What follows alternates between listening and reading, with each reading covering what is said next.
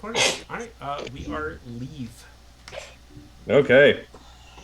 Welcome everybody once again to Adventure Hook, Dark Sun, Fire, and Sand. I am your host and the Wanderer, Aaron Campbell. And with us, as usual, is the gang, the Clutch. We'll begin where we always do with Mark. But I'm a non-player character, right? Hush, baby.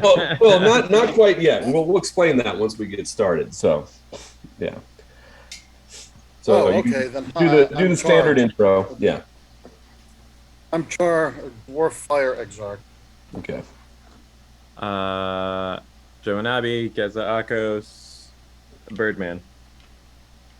I'm the other Joe, Millard. I play Craucus, the half-giant barbarian, Gentile.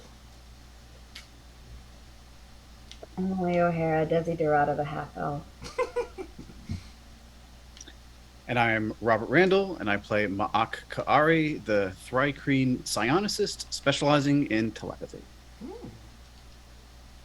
All right, so last week we weren't able to play because I was off in New York Comic Con. How was it? It was awesome. I think it was actually my favorite, the best show I've been to at New York so far. Oh shit! Yeah, and I think it was sort of a mix because like I did really well sales wise, but also because my social group has really started to expand more and more now that my profile is kind of getting a little bit more. And then since I'm rep with Cadence Comic Art, there's kind of a built-in community when you're repped. So it was awesome. Like I got to have dinner with Tim Seeley and Tom King. Fuck, hell yeah. Yeah, and Tom's super fucking nice. I met him briefly for a little bit. Yeah, I met him in Toronto, but it was really late at night. So like the energy amongst everybody was pretty much non-existent. Yeah, just wait. So yeah, and I got to go to this DC party, and there I got to actually meet like one of my childhood heroes, Jim Lee. So hell yeah! Like true meeting for the first time we talked, and it turns out that Jim Lee is from fucking St. Louis, where like I'm from, and later on, Seeley was telling me that he's pretty sure that Jim Lee still lived in St. Louis when we were in at least middle school.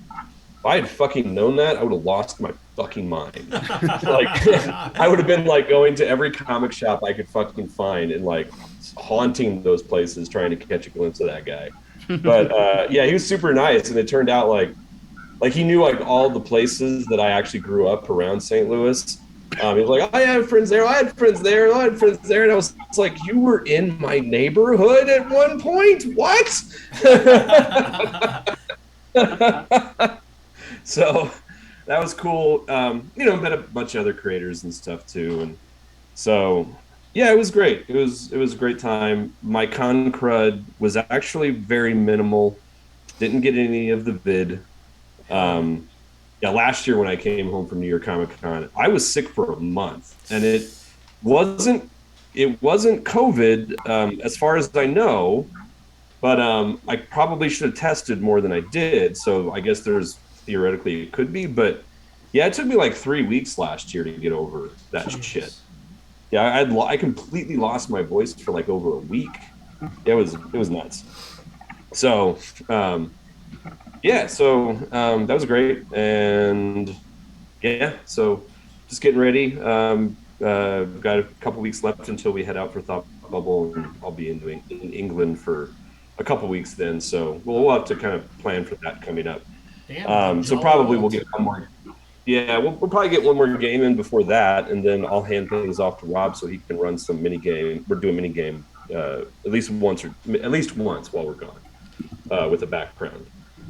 Character, so or at least a history kind of flashback kind of thing. So anybody else got announcements, anything coming up interesting? Emelie, aren't you acting in something new now? Oh yeah, I am. I'm leaving tomorrow at like 6 a.m. I'm going to Cincinnati. Nice. And what is that you're going to be doing? Little Women. Little Women? Mm-hmm. What's the venue? The Cincinnati Shakespeare Festival. Oh wow! And that's going to run for how long? Give us all the details. Give us some dirty deets. Just till December 3rd. Oh, okay. Yeah. So are you? So I assume that means that you're going to be gone until after that's done. I will have to let you know. Sundays are usually used for like cleanup, and depending how like bad the show is in, we have a couple of performances scheduled on Sunday afternoon/evenings. But then we have a few off, and it will depend on it'll just entirely depend on what shape the show is in. Okay. Right? Yeah. Well, let me know because there is someone who has been very eager to come on and play do a little cameo to play. Shit, I can't remember her name now or their name. Sorry.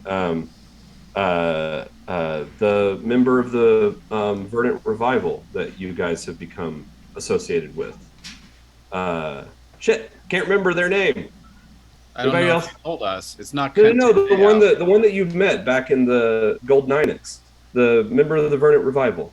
That Oh, the Verdant. Was it Sapphire or was it? Yeah, I think it was either Sapphire or Micah. Mm. It was one of the. I think Micah was the name. It was one of those. At any rate, it's Taylor. Taylor is a partner of one of the people that works for my rep, Andrew. Yeah, when I told them about this character, Taylor was like kind of losing their mind over this. I think Taylor is she, they, so a bit interchangeable in that regard. But at any rate, so that could be a good possibility to bring Taylor in to fill in and play that character for a little bit while you're acting. So yeah, just keep us posted, and we'll see. But other than that, anybody else before we dive into it? I know we're getting started a little late here. I was without internet almost all day, so I was hustling in the last couple hours to get prepped, which is why there's no tent tonight. So I have a public service announcement. Yeah. Do not go see Halloween Ends or watch it under any circumstances. It is a terrible film. Who directed that? That's not a Rob Zombie film, is it? David Gordon Green. And the Rob Zombie ones are better because at least they have an aesthetic. It's reprehensible. Seriously? Holy shit. This is the worst Halloween sequel of them all. Mm. Well, don't worry about me because I haven't seen a fucking Halloween film since Halloween 3. So I don't think I've ever seen a Halloween movie that I can remember. Oh, the first one's brilliant. The first one's one of the best films ever. Well, we need to have our own little podcast where we have that but, at some point at last. I have grown to appreciate it somewhat more, but my favorite Halloween film is still the third one. I love the schlock of that film, the ridiculousness of that fucking film. It's delightful. But yeah, so no worries with me. And if you want to see something great, go see Tar with Tilda Swinton. Not Tilda Swinton, Kate Blanchett doing Tilda Swinton basically. Okay. Kate Blanchett plays the successful, like the superstar conductor. Yeah, and it's like a Kubrick movie. It's fantastic. All right. I would actually, because like we do this thing where we watch horror films every night from September 1st to October 31st. So we've actually started watching some of the more recent ones. I typically eschew them because if it says like 2000s and it's a horror film, I just immediately assume it's probably going to be awful. But we did watch recently Summer of '84. That was actually a really good, like, simple story, very affecting, kids on bike kind of thing, done really well. Focuses more on like a serial killer kind of story, but yeah, that one really grabbed me. The other one we just watched recently, which had a very interesting setup, but then completely shit the bed towards the end was someone is inside your house. So an interesting setup. It had a great soundtrack. It's like, what's it about? It's about, so it's I'm kidding. I'm kidding. Oh. Okay, no, we won't get into it. But it's a little Scream-esque, but then towards the end, it became so fucking obvious. Like, it's one of the, it suffers from the same thing that so many horror films suffer from, which is like, they have an interesting idea, they don't know how to resolve or end. Just like comic books. Yeah, just like comic books. It's one of my issues with a lot of Jordan Peele stuff. Like after Get Out, like everything that I haven't seen his newest. I haven't seen Nope yet, so I can't speak to that. But Nope whips Us, I thought was one of the fucking stupidest fucking ideas like ever. Like when they revealed what was really happening, I was like, "Are you fucking kidding me?" Emily, what were you gonna say? Spoilers. Spoilers. No spoilers. No spoilers on Us. You haven't seen Us? There's no responsibility for spoiler on Us. Yeah, it's ridiculous. It's so fucking ridiculous. It's not even worth going into. I think it's a wider metaphor than it is an actual There's 6 metaphors in realistic them. He premise. just needs to choose one. That movie's a disaster. It's the same problem that he imported into his version of Twilight Zone, which was really terrible. Did you see the one with Kumail, the comedian episode? That's like the first one. Yeah. It is horrible. When I stopped watching was when he did the episode where the child becomes president. And I was like, fuck you. This is not the fucking 60s anymore. You can't have stories like this. It's not fucking, it's absurd. It's fucking I think Jordan Peele's he's like the American Neil Blomkamp. If you watch his movies in reverse release date, they get better. If you watch them in the way they were released, he's an utter disappointment. No, you guys need to see Nope. That movie fucking Now, I will say that my enjoyment of his Twilight Zone was slightly elevated when I watched them in black and white. Because I could plausibly think of them like they were actually filmed in the late 50s, early 60s. What you all should be watching is Interview with the Vampire on AMC. I've heard that's really I haven't started that. It is so much better than it has any right to be. The changes they made are sort of like the changes that were made by moving it from the 50s to the 80s. They moved this from the 1800s to 1910. So Louis, because instead of being a white Creole in the book, is a mixed race black man who's a pimp in Storyville, which was like the red light district. Oh, and he's a pimp. Okay, I get it now. They built 3 city streets, and they're actually shooting in New Orleans.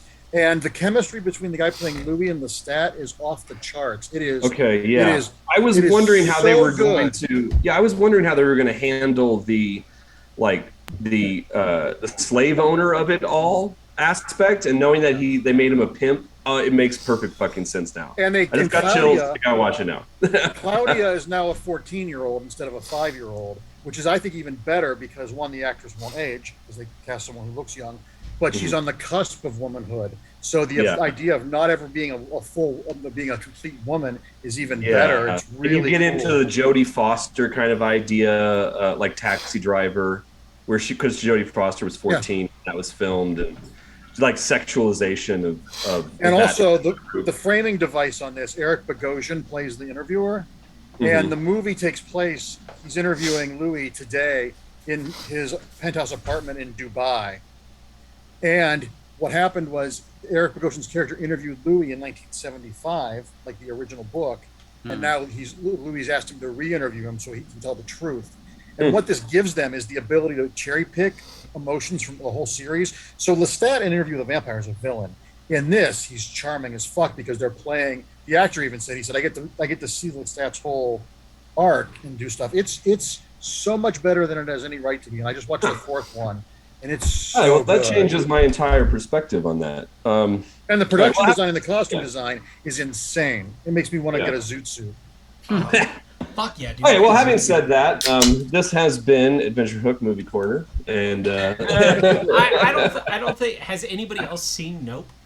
I've seen Nope, and I thought it was the best thing he's done since Get Out. It's fucking fantastic, right? I liked Nope a lot.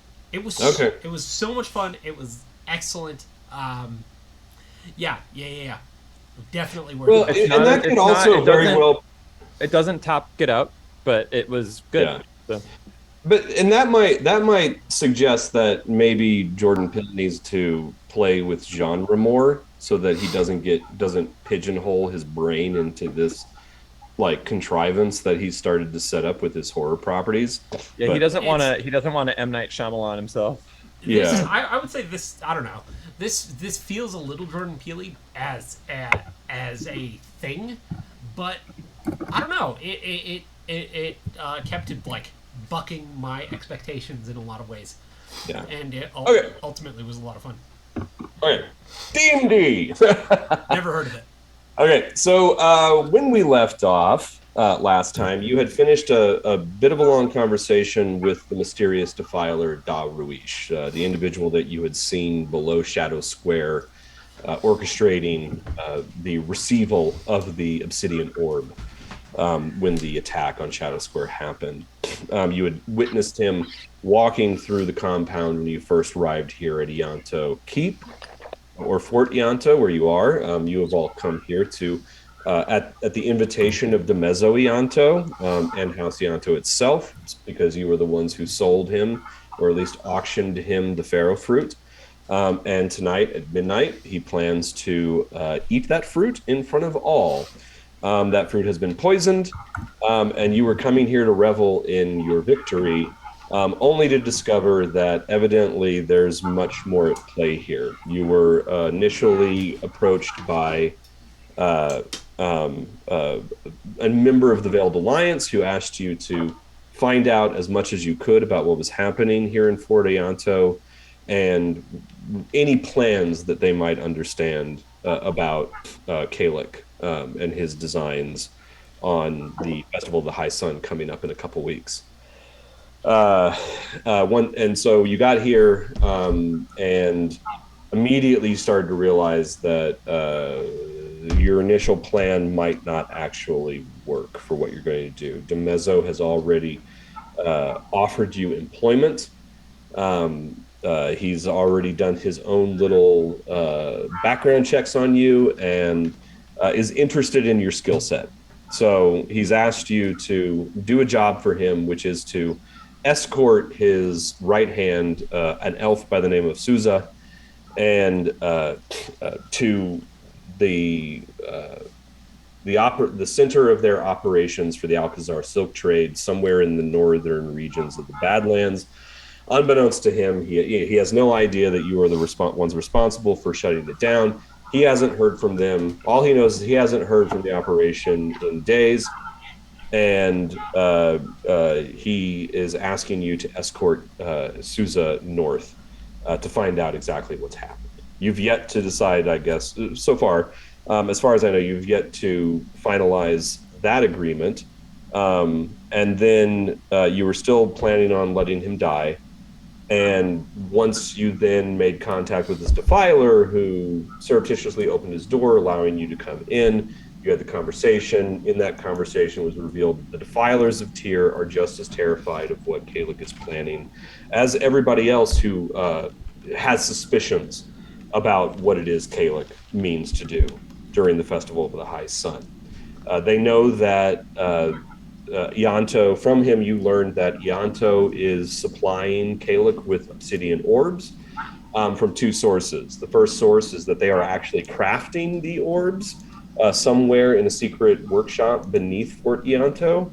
But then there's also a second source being imported from elsewhere that Dawaruish has been able to uncover what that source is. But those orbs seem to have some kind of magical properties similar to the orb that you brought in, but obviously nowhere near as powerful as that. So he offered up a truce to you guys, basically so that until everyone figures out what the fuck Kalik is up to, there will be no hostilities between you and the Defilers, so that you can forge a unlikely alliance, and basically what you're being asked to do at this point is to become like not only a double agent but triple agents, playing every which side. You've got the Veiled Alliance, you've got House Ianto, you've got the Defilers, all want a piece of you right now.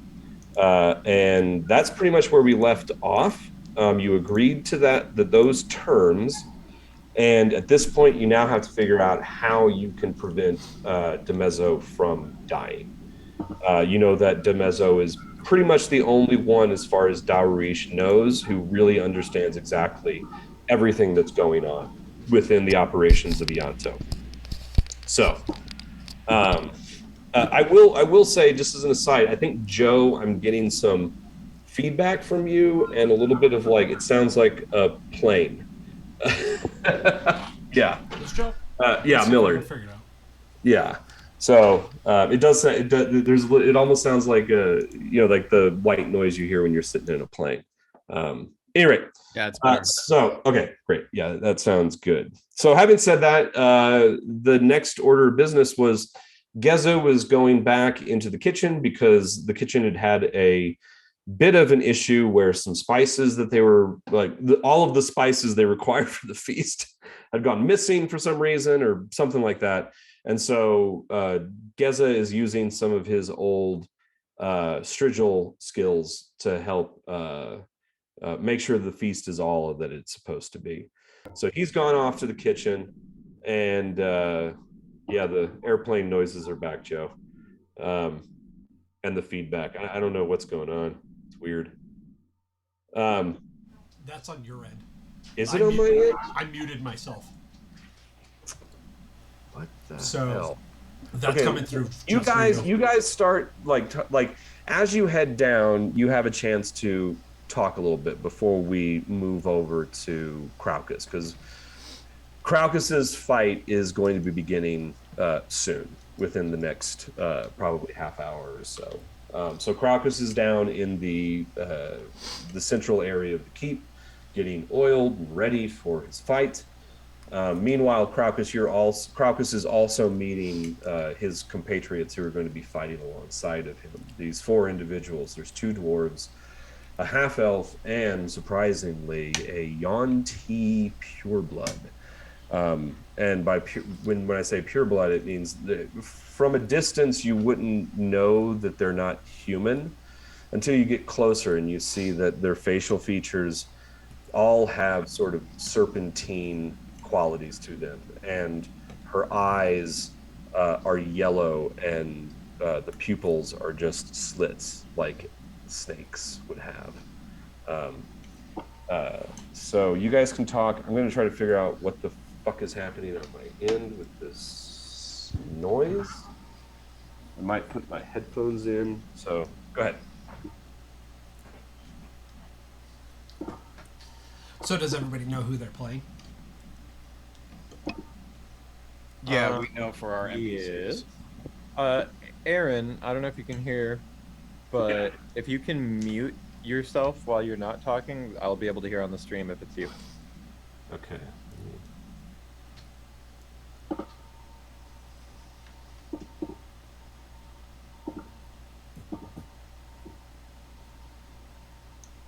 I'm still hearing like clicking, and this is weird. Me. Did that shut off though? Did the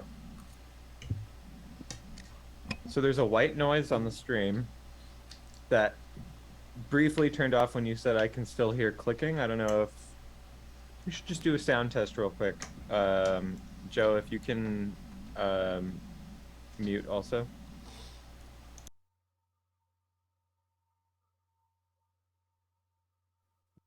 The white noise is coming from Joseph. I muted myself before, and it was. I was muted and you were muted, and then when you talked, Joe Annabi, there was some white noise that showed up again. It's not me, is it? I just unmuted. No, Rob, you're good. All right. This is riveting, but Excellent entertainment. Everyone mute, but one at a time. Okay. We'll start with Aaron first, and then we'll just go top down. So I'll stay unmuted, everybody else mute. Okay. This is exactly what Twitch was made for.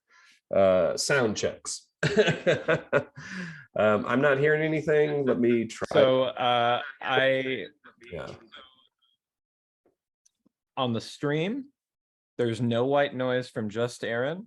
And then when I turned my mic on, there was no white noise from me and Aaron. I do think it's Joseph on the stream.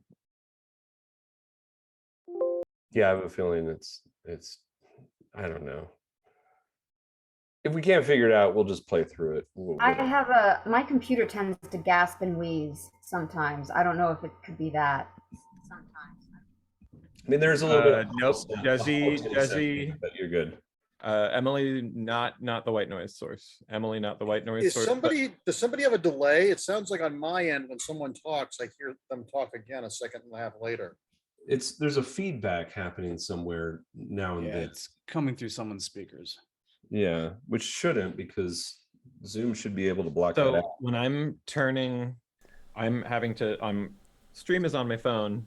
There is a delay on the stream. I have to turn on and off the sound, like up and down, as I'm turning on and off my microphone. So you are going to hear an echo on that every time I'm midstream on turning up and down.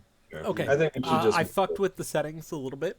And I think it should be better now. So everybody go live and we'll see. Okay, let's just play through it. It's fine. Okay, so you guys are heading back down to regroup where Kraukus is. Geza, you're going off towards the kitchen. Is there anything that you want to do or talk about?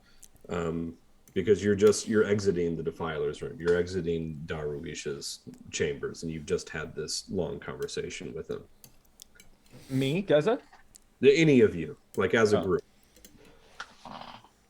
No, before I left, we established that we were going to have to, like, Desi was going to have to, like, do a poison test and be like, don't eat that, it's poison. Mm-hmm. And that we would be the savior. Yeah. That's, like, the only thing we can do at this point is to make sure nobody eats it. Okay. Were we planning on doing that covertly? Oh, man. Were we planning on doing that covertly, or did we want a scene? Well, I remember you talking about, when I was listening through, you were talking about how you were going to sort of be the hero, where it's like, hey, I've got this, I can detect poison, and there's fucking poison in that. You can't eat it. Sure, but I can do that either alone with this fella and privately, or I could make a spectacle. I would rather do it alone. Yeah, I suspect we won't know what our opportunity is until it presents itself. Yeah, he's going to have to unveil it. We can't go looking for this. We have to be completely passive, right? But the moment once he unveils it, then you can check it, and you might want to pull him to the side. If he's about to eat it, then you might have to make a scene. Right. But otherwise, my inclination would be to go up to him and say, hey, I don't know if you know, but I can check for poison. Do you want to use my services now? Because that's kind of like what we've been talking about, is how can I better serve you? I think he would be a better guest if, when he unveils it, but before he eats it, you casually check it and you're like, oh dear. I got to give him a heads up. Oh, like a lie. Like, I gotta give him a heads up, like a casual heads up before that thing is revealed, so it's not just out of the cool of nowhere. Hey, I detect poison, and that thing is detective. Low, you know. I mean, it really just depends on how you know. I mean, we know. That's why, like, we've been having these conversations about how I can best be an employee for him and all the things that I can offer, and if it just, you know. I can. Oh, by the way, I also can offer this to you. That may open a door. I think if you bring it off to him before he would need it, it becomes suspicious. Maybe if you. Second, it becomes relevant. I think it's more like, oh, don't do that, and he's like, why? Why shouldn't I eat it? And you're like, well, I can tell you now in front of everyone, or you can come over here and I'll tell you in private. I think in theory, he's going to be smart enough to have a private one-on-one with you, where you're like, look, it's my wild talent. I can detect poison. I detected poison in that thing. I don't think you should eat it. That's all you have to say.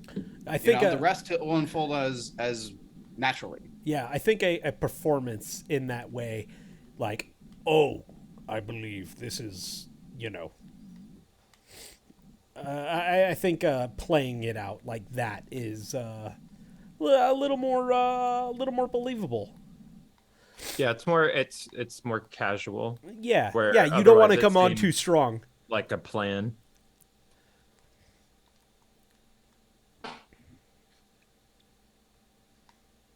Yeah. I think it just depends. If the fruit's on display at any point, great. Yeah, I But mean, if it's that's just really what it wheeled comes down to. out for the consumption, that's when it has to happen. I don't think we should bring it up before it's visible. Yeah, before you could possibly know. How could you possibly know until you put eyes on it? I don't know how your power works, but I think you need to see it, right? Well, I wouldn't tell him beforehand that the fruit is poison. That's what I'm saying. It would Yeah. be to give him. Don't give him a lot of time to think about it. Just a little time to think about it. Yeah, I mean, what you're suggesting is to let him know in advance, like, hey, if you haven't had a poison test yet, just so you know, I can do that.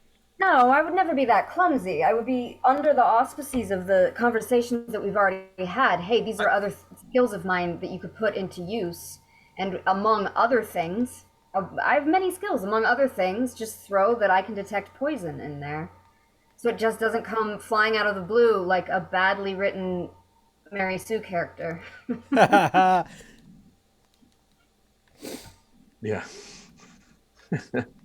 I mean, if it can come up naturally, it's just circumstantial at this point. Yeah. Well, is there another opportunity to even talk to him before he does this, or are we? It would be really helpful to go down and see the layout of the room and where everybody is and what things look like. Yeah. Yeah. All right. Well, we've lingered too long in these apartments anyway. Let's make it back to the party, I suppose. Yeah. What a weird day. Yeah. All right. Okay, So I guess we well, return to the party and get some food.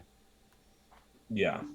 And now you can see there's more guests that have arrived at this point. The courtyard down in the keep is, filled with people mingling, and there are servants going around with trays filled with hors d'oeuvres and drinks and pretty much anything that you want.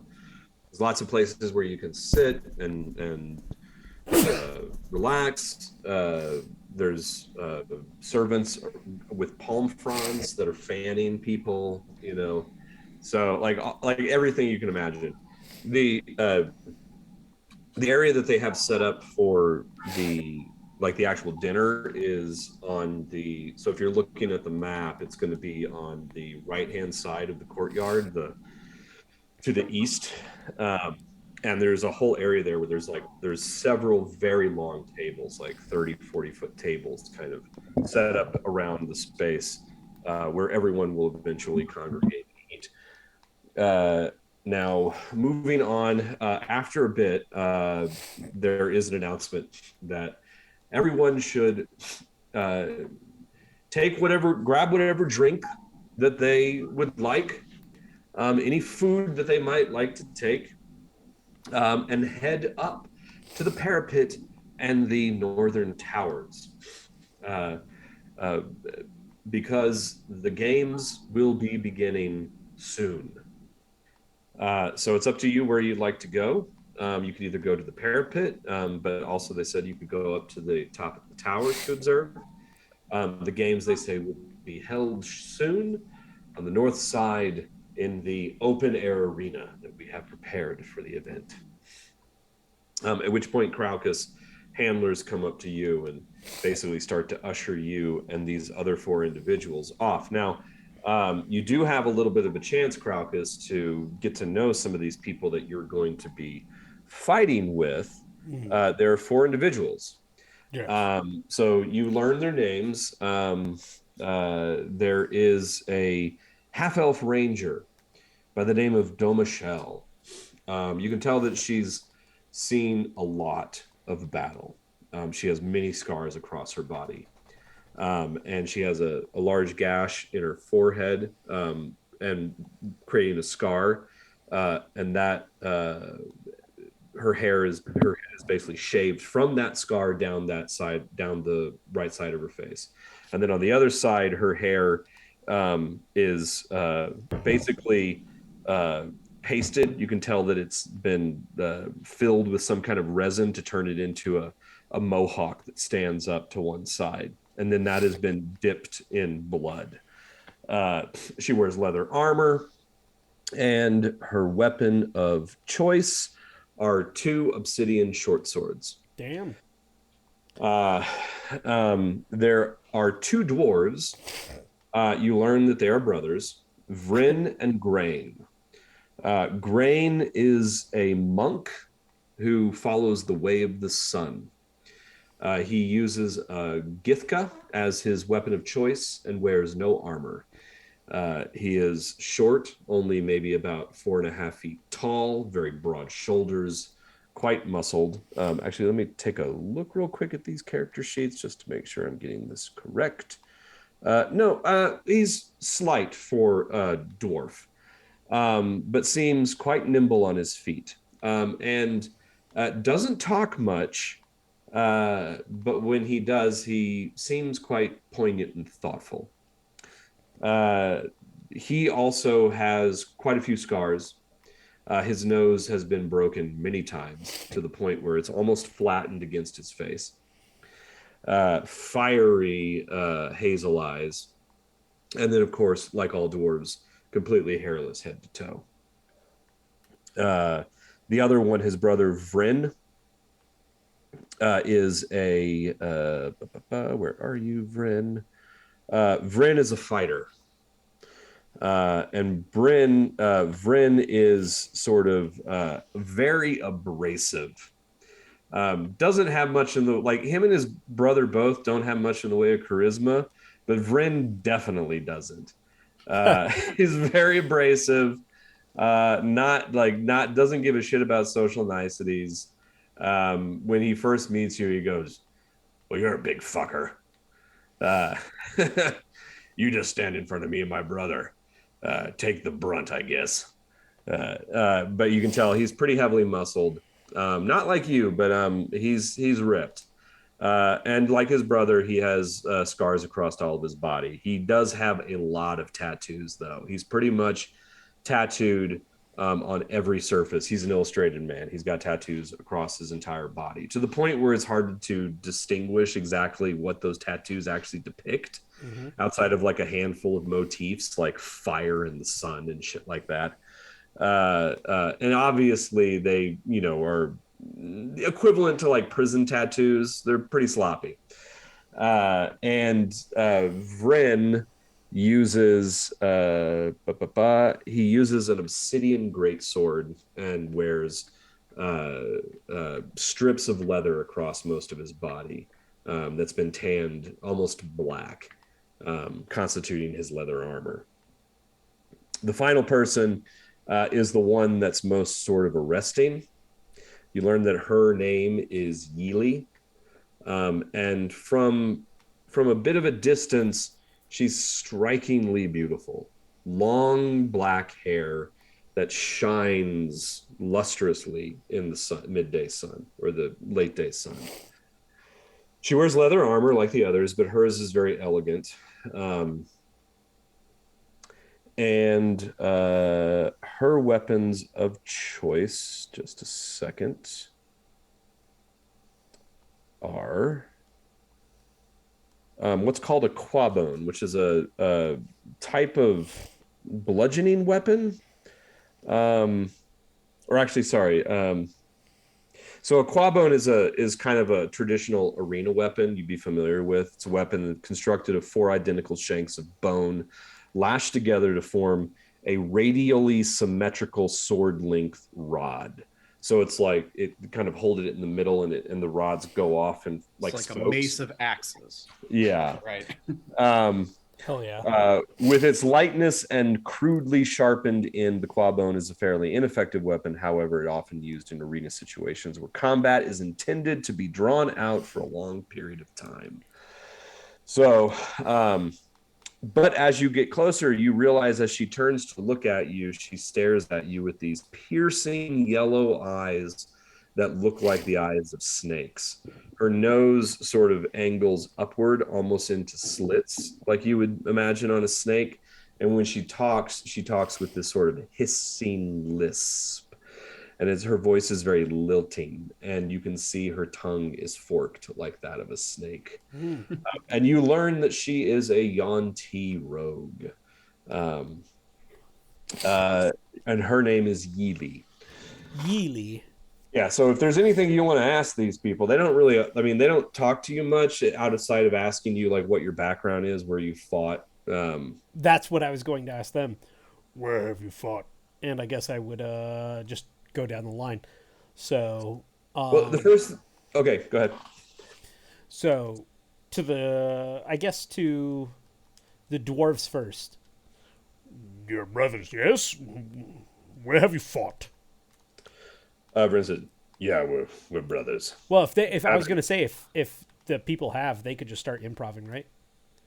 Yeah, okay, so, no, because right now, they don't actually know any of their characters' backgrounds. Why not improv it, though? Like, why not just play that's fine. If you want to improv this stuff. So right now, who's playing Vryn and who's playing Grain? I'm Grain. Okay. And I think Emelie is Vryn. Yeah, I don't know the answer to these questions. So real quick, just real quick, some quick overview. The brothers were both guild members. Their trade is actually jewelry making. They're artisans who you learn who craft actual like their original craft was masonry, but they joined the guild in Tyr, and there they started to work in precious stones like granite and marble and obsidian. They have fought in arena battles before, but it's actually been a long time.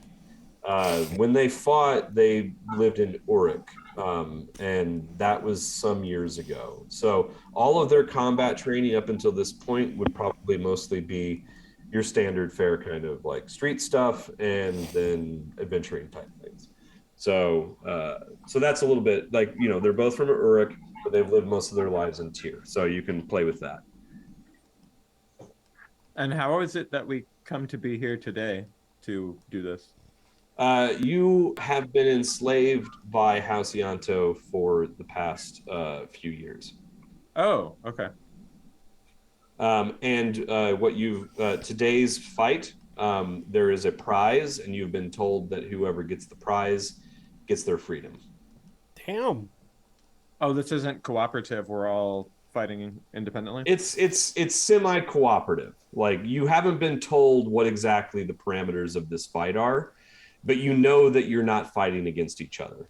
Okay. That there is a cooperative aspect to this, but the survivors, there's some parameters that you haven't quite been told yet. So yeah. And everyone other than Craucus is a slave to House Ianto? Yeah. Well, yeah. You would know that because Yeely came from the north. She's only been here a few months, and Domichelle is actually the one who's been here the longest. And how did we get captured? You were enslaved to the guilds, the guild masters of the Jewelers Guild there's not really guilds in here, sorry. But you are tradesmen, and so the slave master who held you in enslavement sold you to House Ianto about a year ago.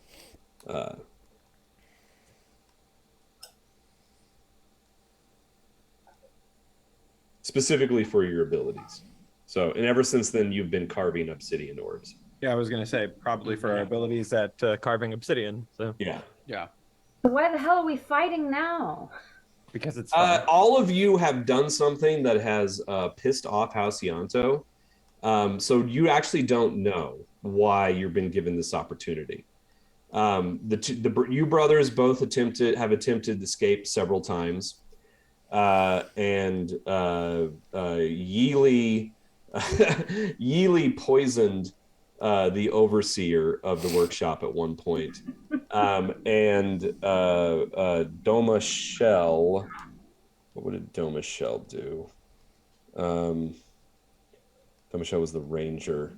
Oh yeah, Domichelle also conspired with the two of you in your in several of your escape attempts, because she's a ranger and she knows the wastes, the Badlands, very well. So why you're being given this opportunity, you have no fucking clue.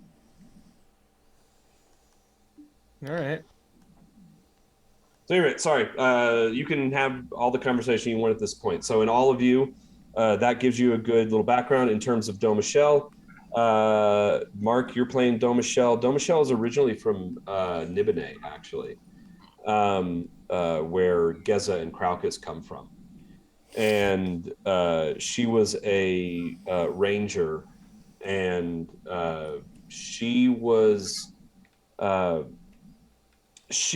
for a long time the Beastmaster for Halcyanto. They keep a stable of creatures, but about a month or so ago, like several months ago, it would actually be longer than that, several months ago, she was relieved of those duties and sent down into the workshops to act as like a foreman, overseer of the slaves in the workshop.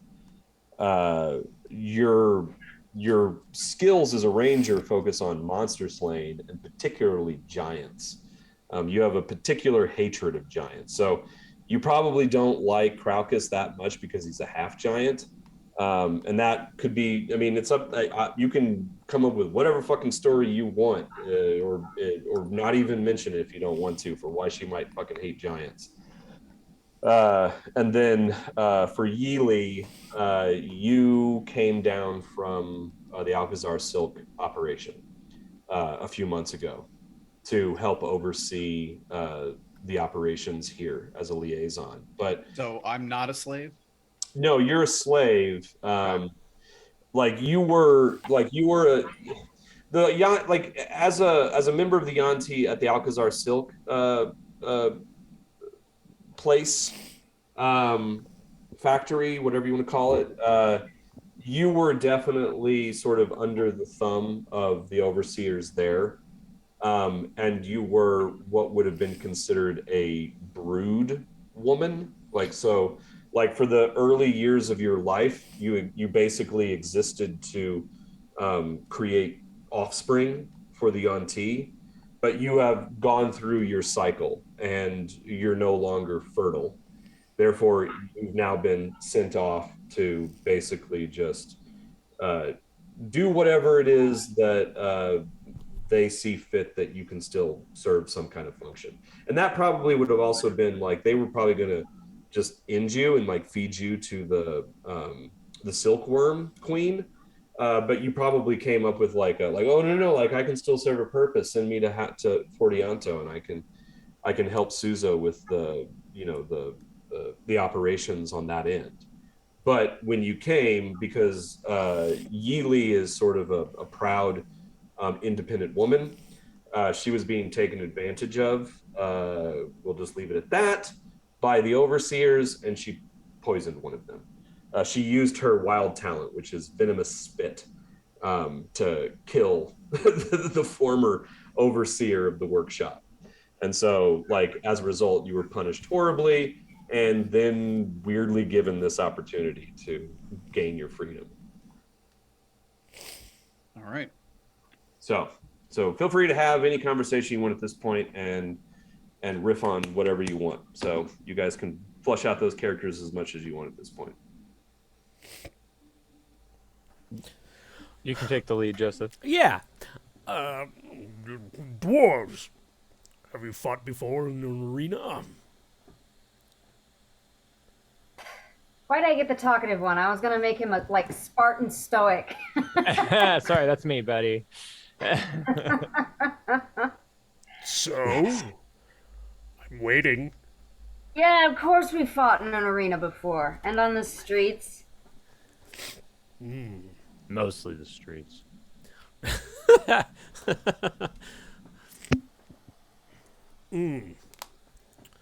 I see. So you would say you're experienced with blood and death? Not our own.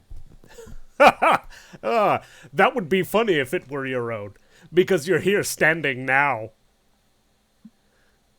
Yes. Yeah, So, the philosopher. a what? Oh, never mind. So, what do you do? How do you fight? Behold the massive fuck all axe on my back, buddy. Yes. I That is just a show big you. weapon. I show you the fronts and backs of my hands. They're calloused and scarred. A brawler. Tough little fucker. Excellent. Yeah. You could say that.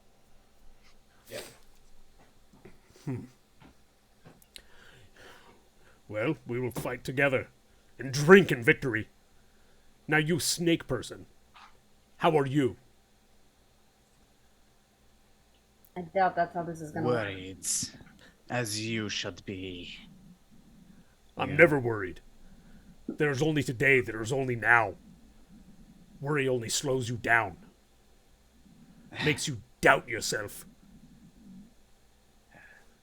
Prattle on, Goliath.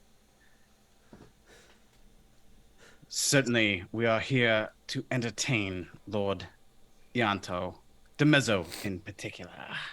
I doubt we are here for victory. He avenges himself on us tonight, I think. I hear freedom is what you might receive if you were to win. It would make sense he would stack it against us.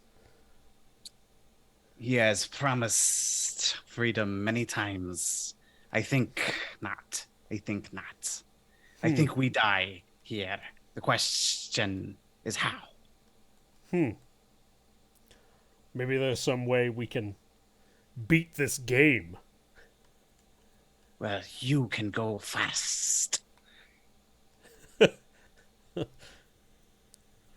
As you're talking, everybody give me perception checks. I would love to give you a huge perception check, just a real girthy check.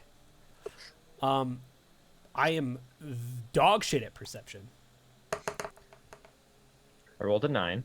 I rolled a -3, so I got 8. You got an 8. Yeah, I have a Bill -3 to Michelle? perception. Bill Michelle taking the lead with the 11. Oh, you're muted, Mark. I Oh, ruled you- persuasion, not perception. Sorry, I gotta. Okay. Yeely, new favorite with the 14. Mm-hmm. Do we have to I got a 23. Oh, God damn! Michelle. Half elf, what the fuck? What do your elf eyes see? Okay, so let me do something real quick so I can just get an encounter things up and running. So I can actually start to track this. I don't remember. I may have been drunk in a previous session. Why is No. Craucus in this slave bout? It's an exhibition. It's an exhibition bout. It's for but entertainment. But you just volunteered when we got here, like, I want to fight. I am a gladiator. Fighting is a form of entertainment. I'm hired as a part of That the was caravan. part of the invitation. It was like you were all invited, and as part of it, Crocus was asked to fight in this exhibition bout. Oh, okay. Yeah. What you're well, first of all, you're starting to get a bit of a sense that this is a little bit more than an exhibition bout. So, but having said that, so Mark playing Domichelle, and who got the 14? Was that Yeely? Mm-hmm. Yeely. You would probably actually get, because you're a snake, you're a little bit more sensitive to vibrations. So actually, I'll give you advantage on that. Okay, I'll roll again. Perception, right? Yeah. Let's see. 12. So 14 is still the better. Okay, but 14 was good enough. You just vaguely feel like the ground underneath your feet vibrate a little bit, But Domichelle, you really feel like like almost like there was a tremor that just happened. A very minor earthquake that you just barely experienced. Now, also having said that, I've been trying to copy and paste this into chat, but for some reason it won't let me. But if you go to your Facebook messengers, you will see a list of wild talents that your characters had. Unfortunately, I did not have time to actually copy them over into your character sheets, so you'll have to refer back to the messenger. Each of you will be able to use these once, if you so choose, in this upcoming fight. And just so we know, just so we get this straight, of course, Venomous Spit is Yeely's wild talent. Psychokinetic Weapon is Vryn's wild talent, and Emelie just left. So this is all already on our character sheets or no? No, it's not. I didn't have time to actually get because You put it in my chat. I don't know if you put it in the group. Yeah, chat. the poisonous spit is on Yeely. Yep. Hold on. Let me put as that a cantrip. Into the group. Yep. Let me put that into the group chat. Okay. So now it's in the group messenger. So once again, Venomous Spit is Yeely's. Psychokinetic Weapon is Vryn's wild talent. Inertial Barrier is Grain's wild talent, and Harassing Figment is Domichelle's wild talent. And again, like I said, each of these can be used once in this upcoming fight. They will, because then once you use it, you'd have to do a short or long rest to get it back. You can use them or not. It's up to you. But they're there for you if you so choose. Mock's telepathic link is still up, right? Yeah, that meta concert. Okay. So anything else that you guys want to chat about before you get ushered off to the battlefield? Before we start like getting into the gladiators chat, I'm going to ask, or I'm going to message Mock and the others. Freedom is on the table for some of them who might be victorious. I have a feeling that it is stacked against them. I'm willing to forsake my battle honor if it means that we might free them. Don't you fucking dare! What do you mean? Win! Yeah. No. Of course I want to win. I want to win so fucking badly. But I have a feeling it's stacked against them. So it's up to you to free them. Sacrifice who you must. You must win. But especially those dwarves, if they have some talent. I will figure it out. I am very smart. If you can help them survive the battle, you should do so. Yes, I will save the dwarves. I'm very smart. Goodbye. And actually, if you can spare that Yanti woman, maybe we can interrogate her later. But fuck the half-elf? I don't know. I mean, he's a slave. He deserves to be freed just as the rest of them. But you need to win, and that may involve you surviving. Yes, I will survive no matter what. Is that even a question? Actually, that's true. You do have a tenacious ability to avoid death. I cannot die. and now, verbally, I am Crocus, the Untethered, immortal amongst you. Nothing can slay me. Geza just, Geza's doing strizzle work, but he just says, "You're all working as a team, aren't you? Just do well, like you will." Now I'm a little confused as to if I'm talking to you mentally or the group out loud. So out loud, I'm going to say, "You're right. We will fight together. We will win together." So as the group of gladiators, you hear Crocus say this non sequitur. I say you're right to a bunch of people who are just like, this fucking guy. You're right. We will fight together. We will win together. I imagine Domichelle has been giving you just like dirty fucking looks this whole time. I do not pick up on those.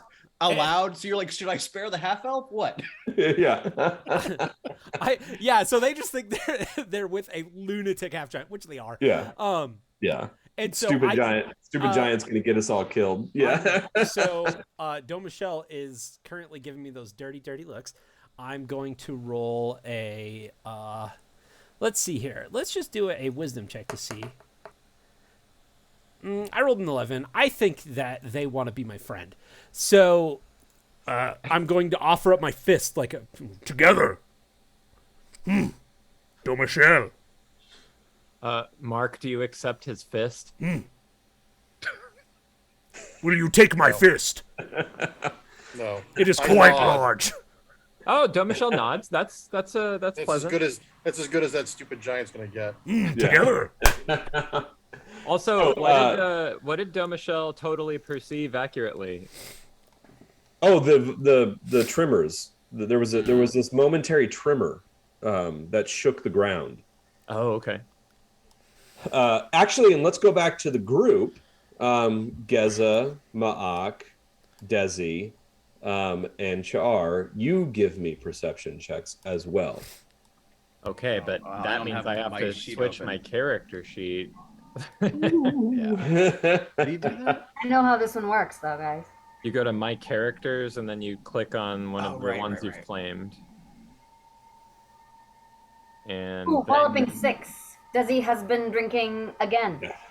Yeah. You don't The even entire know. earth is always shaking for Desi. 14 for Geza.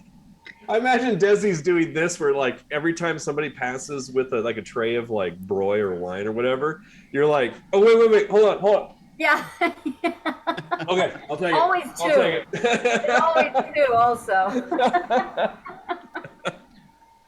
Ma'ak rolled a 14. A 14 for Ma'ak. What was Car Geza's? rolled an 11. An 11 and 14. 14. Okay, so Geza and what Mox was a 14 also. Mm-hmm. Okay, so that's basically just enough for the two of you to also feel this like slight vibration in the ground. You're in the kitchen already, and you see like silt like kind of sift down from the ceiling beams.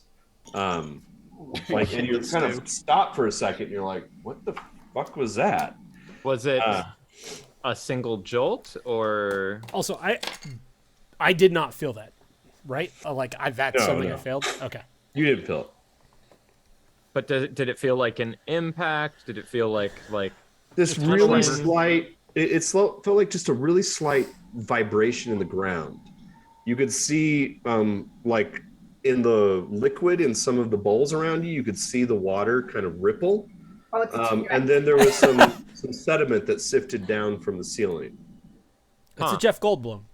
Yeah, very much. I don't a Jeff know. Goldblum. I think it's Kevin Bacon personally. Oh, Now, yeah. give me- a sort of Tremors T-Rex. Now Yeah. give me an I insight. get it. Geza, give me an insight check. Okay. That's a natural 20 for Nice. a 27 total. Okay, so the rest of the cooks in the kitchen look at each other with like this intense sense of trepidation. And then they just kind of go back to their work. They know something. Like when that happened, they knew what it was that caused that vibration. Now, before you say anything, I'm going to jump back to Ma'ak. Ma'ak, you're down in the courtyard, and you feel that vibration too. You look I'm around. in the courtyard, or I'm outside already. You're in the courtyard because at this point, basically, people are going around saying "last call" before we go up to the parapet and the towers. So you're not actually going to go outside the keep. You're going to end up going upstairs to the top of the parapet. All right, that's fine. But as you look around, remind me again how tall the walls are from like the obsidian to the parapet. How far is that? it's like probably around 40 feet up. Like Okay. each story, it's 2 stories, and each story is roughly about 20 feet. They're really tall stories, especially the parapet. So 20 feet, shit, that's a little beyond my range. Okay, well that's fine. But Ma'ak feels that, no one else. Well, give me an insight check, just like Geza, to look around, and because you see there's guards around. I'm looking to see if anyone else reacts. I roll another 14 on insight. Another 14. Would it be fair to say, does it remind me of a silkworm? Since we've had some experience with those tunneling worms. Yeah, no, because those silkworms aren't really that big. Not enough to be able to shake the ground. Yeah. Yikes. What are they about to feed Krokos to? That comes over Metaconcert as I also share Ma'ak's feeling of that vibration. He'll share that over Metaconcert too, that sensation. So, which is good because get this weird bug sensation that you probably Geza, as you look around, and it's good because as Geza, as you look around and you see that the kitchen staff obviously know what the fuck caused that vibration, then you hear Mock say that. You've just been drinking. Bug. I don't drink, not alcohol at any rate, and I didn't imagine that. I turn to the cooks and I say, "You look like this is not your first experience of this tremor. What is that?" They kind of look at each other. Give me a persuasion check. Well, do I get advantage because I'm saving their asses right now? Yeah. You're not that charismatic. Well, it's a 12. It's a 12. They go like,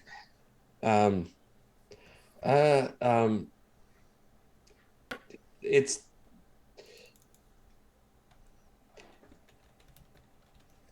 the thing that they're going to be fighting.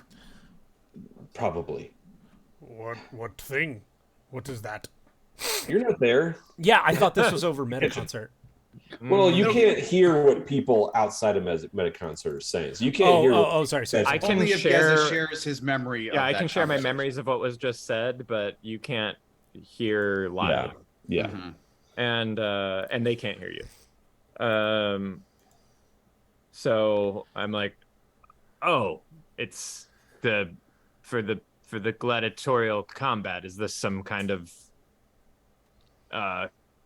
subterranean beast? It's there's just been whispers around the fort. I probably shouldn't say. I could get in trouble. Oh, for discussing open knowledge? It's not really open knowledge. It's when they brought it in, it was under cover of night. We just saw some of the guards have been speaking about seeing something brought in, and it was big. But I really shouldn't say anymore. Unless there's gambling going on, why can't you say? Right. At this point, a guard actually walks into the kitchen and grabs like a piece of bread and like kind of like sees the kitchen staff like surreptitiously look at each other, and he squints and kind of scrutinizes them, at which point they go right back to their work. Yeah. And the guard says, "Everything's going to be on time, right?" "Oh, yes, sir. Yes, everything will be on time." "Good. Let's keep the chatter down. Tend to your work." But is there gambling? Because if there is, we need to get in on that. Yeah. You can find out once you get up top, but yeah. Yeah, in I bet Metaconcert, I just say a huge gambler, right? He's got to be. In Metaconcert, I just share what little was gleaned there. I'm like, they wouldn't say what it was, but there's something. Right. And real quick, before we go any further, I do want to remind everybody of what they've got in their karma beads. Cha'ar, you have a blue and a black bead in inspiration.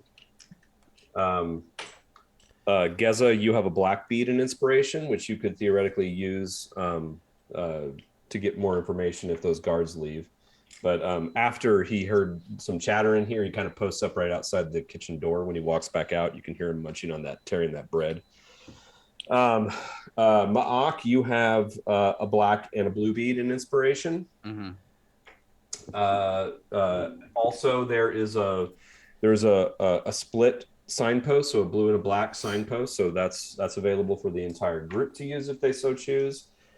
And Craucus, you have a black bead in inspiration. So that's something that you could use during the combat. And Desi, you have a blue bead in inspiration. Yeah, so just I think he's telling us because we're gonna need them, crew. yeah, I'm just saying, yeah. I just want to make sure everybody keeps that in mind. I have an idea of how we could spend that signpost, but that's going to be off. Okay. I don't want to distract from Crocus's thing tonight. So. Yeah. Okay. So why don't we move forward? We head back out, and at this point, guards come up to the group of gladiators and escort you out of Fort Ianto. You head out through the main gates. People start to cheer for you as you leave. You're all handed one last cup of broy to steel your resolve as you go. Craucus, they give you 4 cups of broy if you so choose. The rest of you get 1. And a little bit of liquid courage. And you are walked out through the main gates, and you head immediately north along you have the little small village on one side, and you have the obsidian barrier on the other. You head up alongside that obsidian barrier, and as you do so, come on, where's my pallet slayer? Son of a bitch. Give me a second. When Crocus gets all that extra grog, Ren says, "That's why nobody likes half giants. Nobody likes you." I don't drink right before the fight. That's not me. I was gonna deny it. Okay, if you don't want to drink it, you can deny it. Yeah. So okay. Let me move this over so I can see where I'm positioning. You wouldn't even have one of the 4 broys? No, I have to get into this. Like this is what I do. This is fighting. I have to remain steeled. Okay. Okay, so you are led up around. You see this big circle of obsidian shards that are creating the outline of the arena space. There is a pathway that's only a few feet wide that you're able to enter into the arena space. And next to that pathway, there is a wagon that has a mound of obsidian shards on it. And once the 5 of you pass into the outdoor arena space, they dump that wagon and basically use a rake to spread those shards out across what is basically a 20-foot swath. So the boundary around the arena space is a 20-foot field of obsidian shards meant to make sure you stay inside that arena space. Yeah. Inside, you can see that there are some obstacles. It's a level plane. It actually doesn't look like there's some few blood spots, so it seems like this is a place where Ianto has held bouts like this before. Not a lot. It's not like the arena in Tyr or Nibene or Uruk, where the sand is basically fucking red from years and years and years of bloodletting.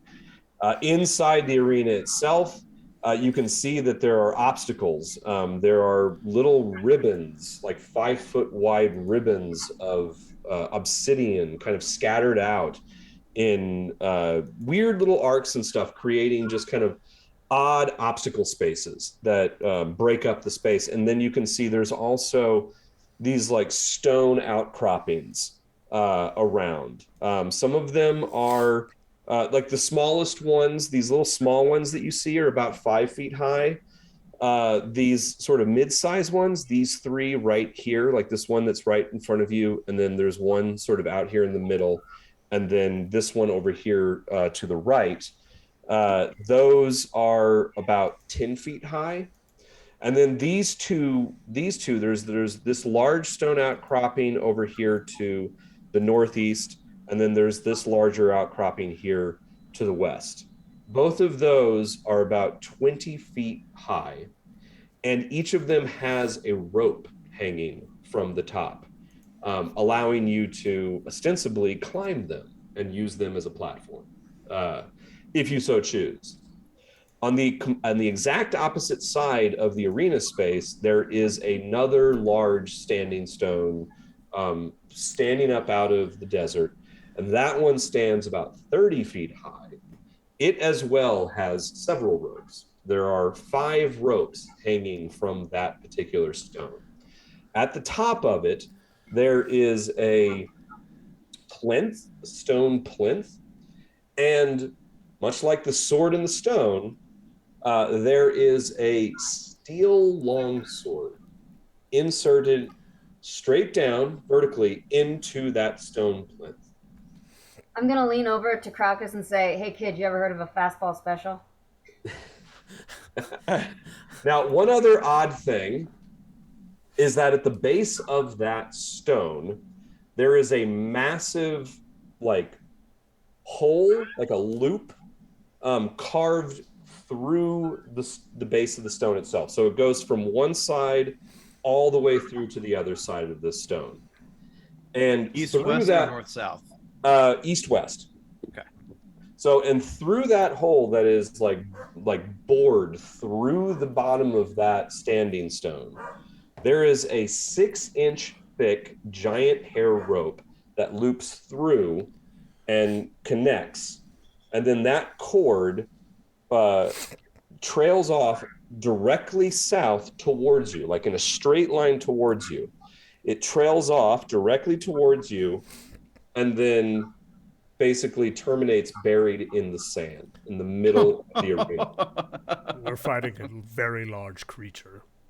And then, of course, there is a 5-foot wide ring of obsidian that surrounds that standing stone. So basically, it allows for a 5-foot wide free space at the base of the stone. Then there's a 5-foot wide ring of obsidian around that. So in order to get to the stone, you first have to somehow get over that obstacle of obsidian shards.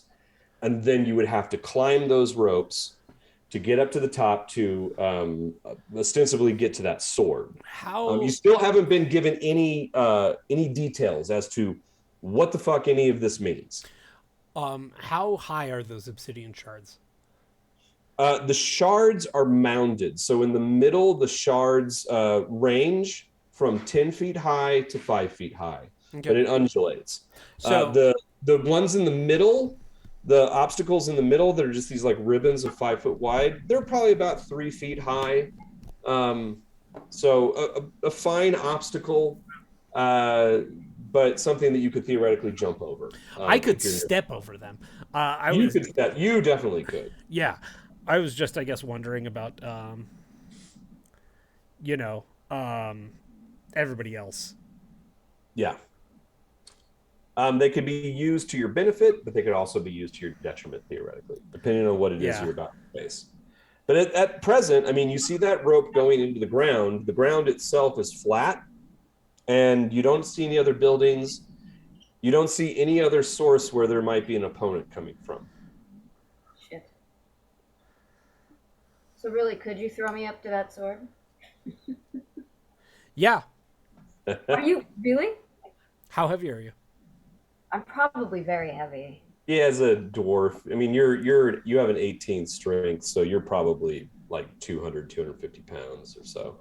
How high up is it? It's 35 feet to that. I could get you up there. Not all the way. Not even by throwing me? So, all right. Get closer. All right. If we were to break this down, I could, but my accuracy would not be great. I would have to double underhand you between my legs and toss you up back over my head. That's the most effective way for a person to lob And you'd something. have to make a pretty damn good acrobatics check to land that jump. How about athletics? I If we would do roll- athletics, I we would have roll- a chance. I think if we both rolled athletics, there's a good chance Yeah. I could will get you up tell there. we'll get to that, but I mean that kind of plan is we're going to require athletics. Otherwise, or acrobatics. Otherwise, if you use athletics, it'll probably be a disadvantage. But having said that, Back to the core group. As everybody starts to make their way up to the parapet, where would you guys like to station yourself? Do you want to go to the parapet, or would you like to go to one of the towers? Whatever's closest to Crowcus, just in case we have to intervene. So that would be the parapet wall directly behind him. Mm-hmm. Yeah, I think that's where Ma'ak would be. Basically directly south of where Crowcus is now, as close as he can get. Demezzo, you see him. He heads up to one of the towers. He heads up to the northeast tower. Do you want to stick the one that you've already been with him, Desi? Yeah, you could stick with him, Desi. Yeah. Yeah. Let's do that. Souza actually comes down and gets Demezzo and escorts him up with a few other guards. But yeah, you can follow behind for sure. Oh, Souza's the bastard, right? The Souza's creepy the elf. bastard that we think Creepy elf. has mental sway over people, right? I think his full name was Souza Gaurain or something like that. Because I think we were using those two names interchangeably last time. I think it was Souza Gaurain or something like that. Okay. Anyway, so you want to follow Is each of those, sorry, Aaron, is each of those squares 5 feet or 10 feet? 5 feet. Okay. Yeah. So I'm like 40 feet from Crowcus right now. Yeah, let me actually put you guys where you would be. So you're there. That's Cha'ar is going to be there. I think that is Desi over there. And that is Geza. Geza, are you staying down in the kitchen? Or are you going to leave and come up? No. Actually, I think that's Cha'ar, and the other one's Geza. But yeah. Oh, right. Yeah, I don't need to stay in the kitchen. I just come and go for a little refresh. Okay, so you can join them up there. I have floor food. Floor food. Okay, so why don't we do this? Actually, you know what? Let me do the announcement, and then we can take a 10-minute. Sorry, let's do the announcement. The games are about to begin, and then we can take our a 10-minute, and we can get fucking right into it. Okay, so everybody gathers up on the parapet. You guys are down in the arena, standing side by side, weapons at the ready. The tension is thick. You look to either side, and you can see that. Not just because it's 150 fucking degrees right now, but also the fact that you have no idea what to expect. So you see the dwarves, you see Domichelle, Yeely. You can feel the tension, even with your low wisdom, Crocus. It's easy, it's palpable. Up top, like everything's humming. People are so excited. They're all whispering to each other, like theorizing on what this event could possibly be.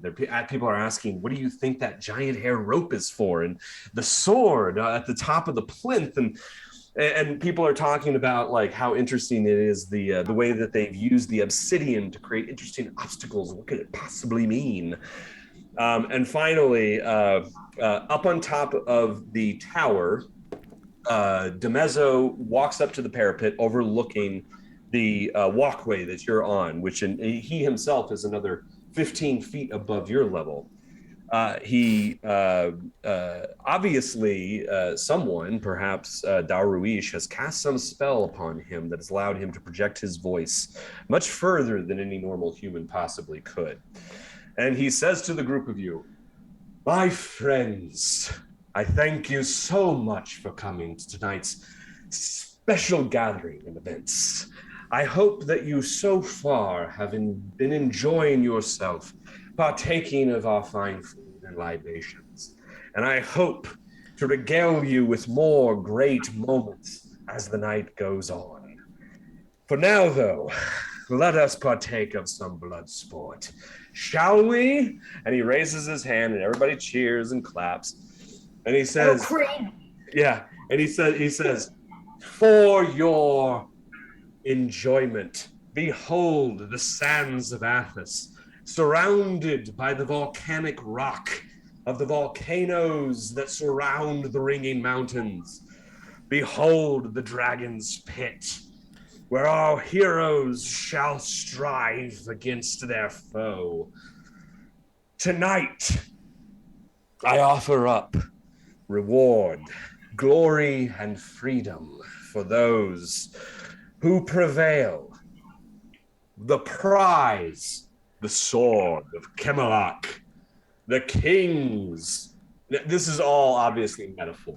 Much like and that's not the real sword of Camelot, right? No, Because we know what that is. Yeah, it's obvious. Like everybody knows. It's like because even like when he says that, people's like, "That's not really the sword of Camelot Kings." It's just like no. It's all part of it. All right.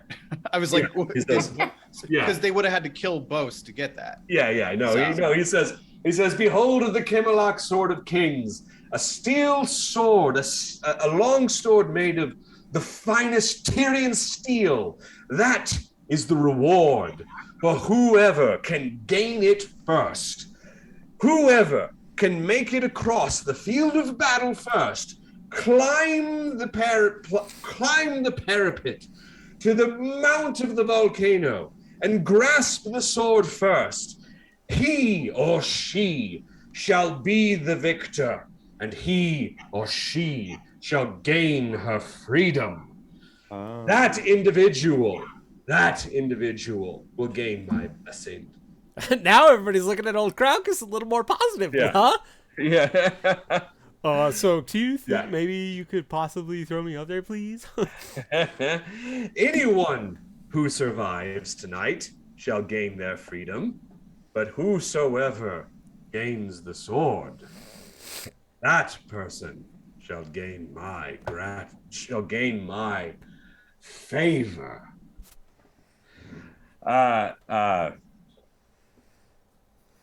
So without further ado, shall we begin? And everybody cheers. And guards on both towers, on both northern towers, pull out horns, and those horns blast. A deep rumbling sound vibrates in your chest. As soon as that happens, beneath your feet, everyone, this one you don't need a perception check for. Suddenly you hear like this just booming sound under your feet, and the ground shakes. And as you look out across the field of battle where that giant hair rope goes into the ground, you can see sand starting to sift and fall as if like it's falling down through an hourglass. And you see like all of these little holes start to open up in the ground where the sand is obviously sifting down into something. Boom, boom, boom.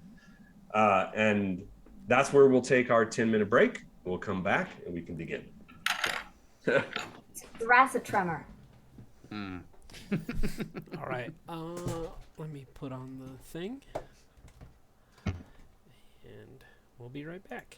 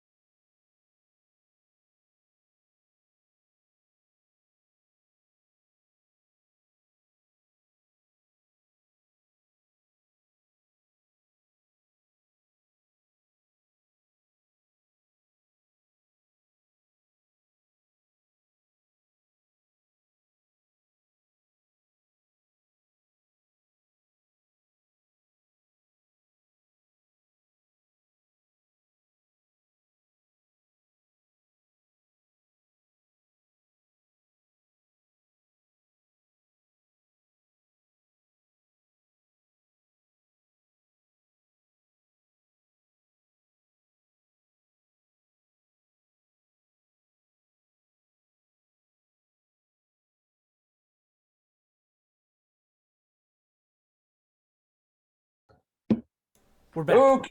Okay, we are back. The announcement's just been made. The ground has started to tremble very noticeably, and the horns have blasted. And the 5 of you stand side by side. What do you do? Actually, let's go ahead and have everybody roll. Let me do real quick before we do this. I need to amend the characters that are involved in this. I was going to say before we engage in combat, can I ask the group which of you can use a blade? In reference to the sword. Oh, who wants the blade? Not who wants it, but who can utilize can wield it. I can. Is it dual? It's double-handed, right? Is it a great sword? He said a longsword, but is it like a human-sized longsword or what? That's what I'm trying to figure out. Is Right, Aaron? That's an Aaron question. Oh, it's a human-sized longsword. okay. I can handle a great sword. Okay, so I can wield it. you can. Yes. I'm assuming the dwarf weighs less than the Yanti, right? No, Probably the not. other two I are probably the lightest individual here. I probably have armor on too. I don't even look. What about me? My strength is 13, and I. But you're a Don't wear monk. armor. You're I'm a an monk. If you wore, Sure, but Yeah. I could pull it. I could get up there easily. I'm an acrobat. I could throw it down to whoever. Okay, I could throw you up there. And this is none of this is meta. If you wish, I could throw you to the sword. And I could throw it to you. Brother? Brother, right? And I could throw it to you, brother. Or, ma'am. Let's try. Okay. Because I'm assuming that we don't have between all of us, none of us have a weapon that would be as good as an obsidian longsword.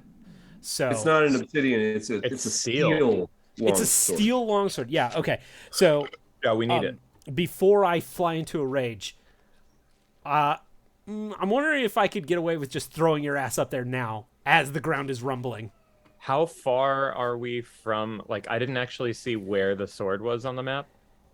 Did you hear that top muffled of that scream? 30-foot plinth at the very top of the circle? Did you guys hear that muffled scream? No. It was something like this.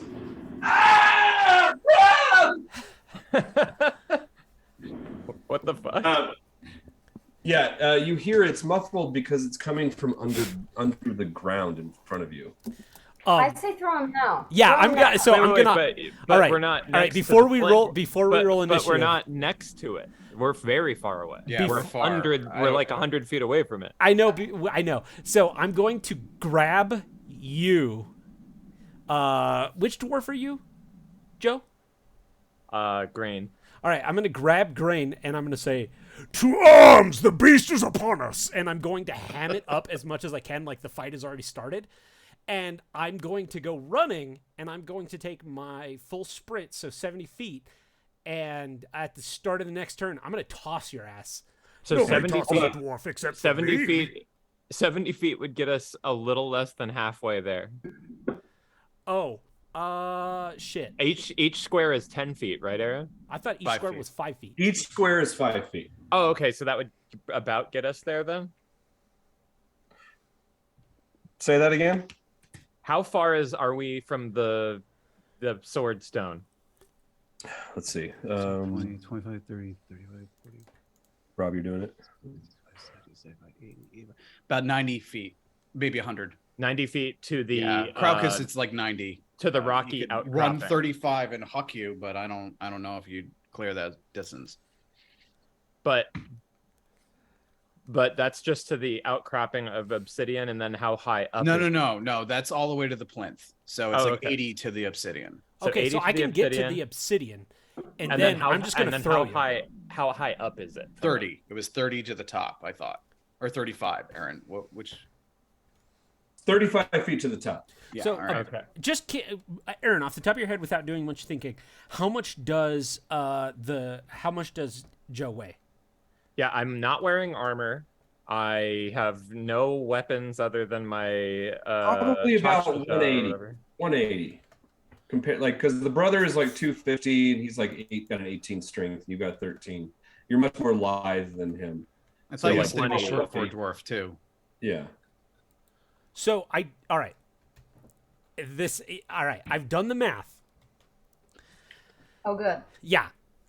An official Joseph did the math, not Kraken. not Crocus, Joseph did the math. So I don't know how D&D math works out, but a strong man can lift basically an eighth of his weight and throw it like 8 times in a row over 40 feet. So if you look at like elite level strongmen, that's how far they can like throw things straight up. You would, so this would be a throw, and it would probably be something similar, like you throwing like a stone. Yeah. So Now, like that's the other thing, is they are throwing from a human height. I'm throwing from a half giant's height. So I think I would lobby that with a high enough strength check, I could toss at like pretty high up there, if not to the top of the plinth.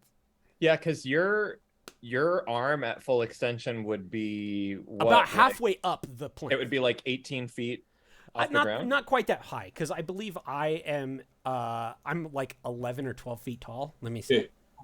First of all, okay, before we go any further, everybody pause and roll initiative. Okay. All right. I'm loving this. All right. 14. So yeah, I mean, and your arm length is approximately half your height, right? Like human proportions, both your arms tip to tip, like Are a the normal same as human's your height, right? about give or take like 5 or 6 inches. Crocus, From most and people. Crocus is 11 feet tall. I'm 11 feet Right. tall. So if we say that my arms are like 4 feet, It's probably about 15 feet off the ground that you'd be releasing me. yeah, at maximum release, and so that's basically a person throwing or like trying to thrust something that is, their height again, right? Yeah. I would stand to reason that with my strength, with my height, I could do it with relative ease. Yeah, I think that makes sense. And I've got But again, acrobatic plus pause and wild. roll initiative. Yeah, we did. We already did. Yep. None of your initiatives are showing up though. That should pop up in your character. Mine No, they are. Mine was 13. Crowcus Mine is was 14. Yeah, they're popping up, big dog. Ely is 8. Vren is 11. Char is 13. My encounter tracker. Are is we rolling for not- both characters? No, No. just the ones in combat. Just Yeah. the gladiator boys. Okay, I'm gonna have to input these then manually because it's not. Oh, it's so not so I should generated. have rolled for the elf, not Char. Correct. Yeah. Yeah. Unless Char, just in a mad fit, runs on. Just jumps out of the balcony. I want to fight. Char is bored. Yeah. Okay. Okay, I rolled a 22. Damn, Don Michelle's going first. on it. Okay, so I'm gonna have to input this manually. What did Grain? Roll? Actually, Mark, that is an intelligence roll, not an initiative roll. Initiative Oh, Ironic. It's- to the right of it's a acrobatic. dex check. It's just a standard dex check. It's right to the left Oh. of armor class. Or to the right Yeah, of the Where it says acrobatic. where it says it should say initiative or something. There you go. Let me actually. That's a load up. lot different. Less What was it? impressive, but What was it? 8. 8. Oh, yes, quite less impressive. Okay, Grain. What did Grain roll? Grain was a 13. 13. Crocus. Crocus 14. rolled a 14. 14. Varen. 11. Damn it. And Yeedley. 8. 8. Ooh, ouch. This is some. Yeah. Okay, That's so need to go Cautious first. holding back.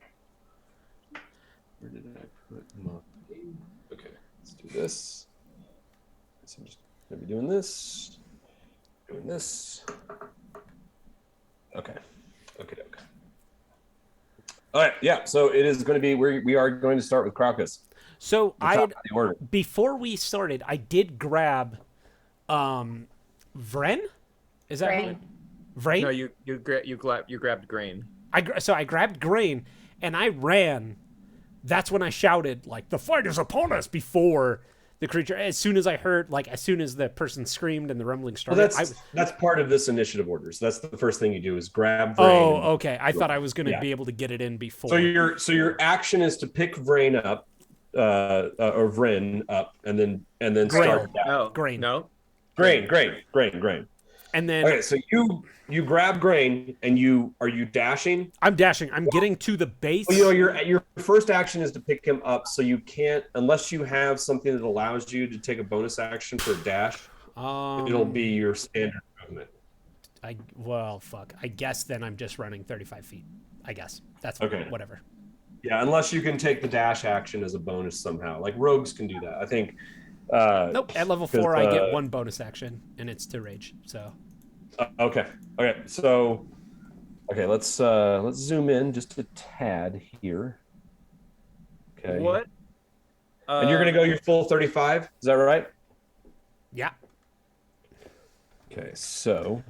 Here. 5. 10, I'm gonna readjust the map a little, so it's 30. So you actually have to kind of sidestep here.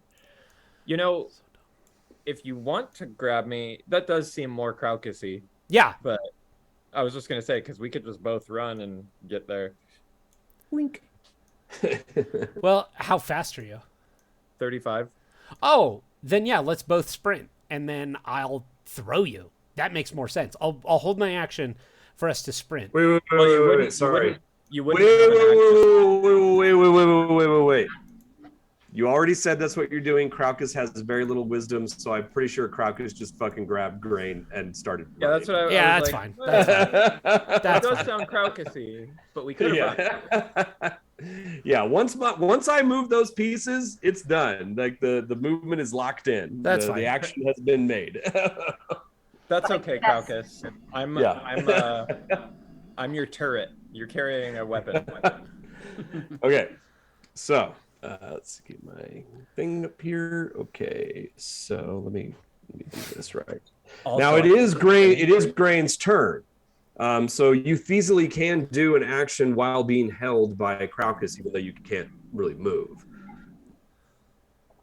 Can I determine the direction of the trembling earth? Like, where is this thing gonna pop out? Investigation. Okay. Well, 8. 8. No, because like as soon as Crocus grabs you, you're being like you're ragdolling a little bit. So it's really hard to get your bearings as Crocus starts to run forward. So unfortunately not this round, but it doesn't really take you long to figure it out anyway. Because as you're running and charging forward, you're trying to get a sense of where this vibrating is coming from. And then right in front of you. Hold on just a second. Just 10 feet ahead. The ground suddenly erupts as the bloody lower half of someone flies up through the fucking ground, and you see timbers and boards burst apart and sand start to fall, and then you hear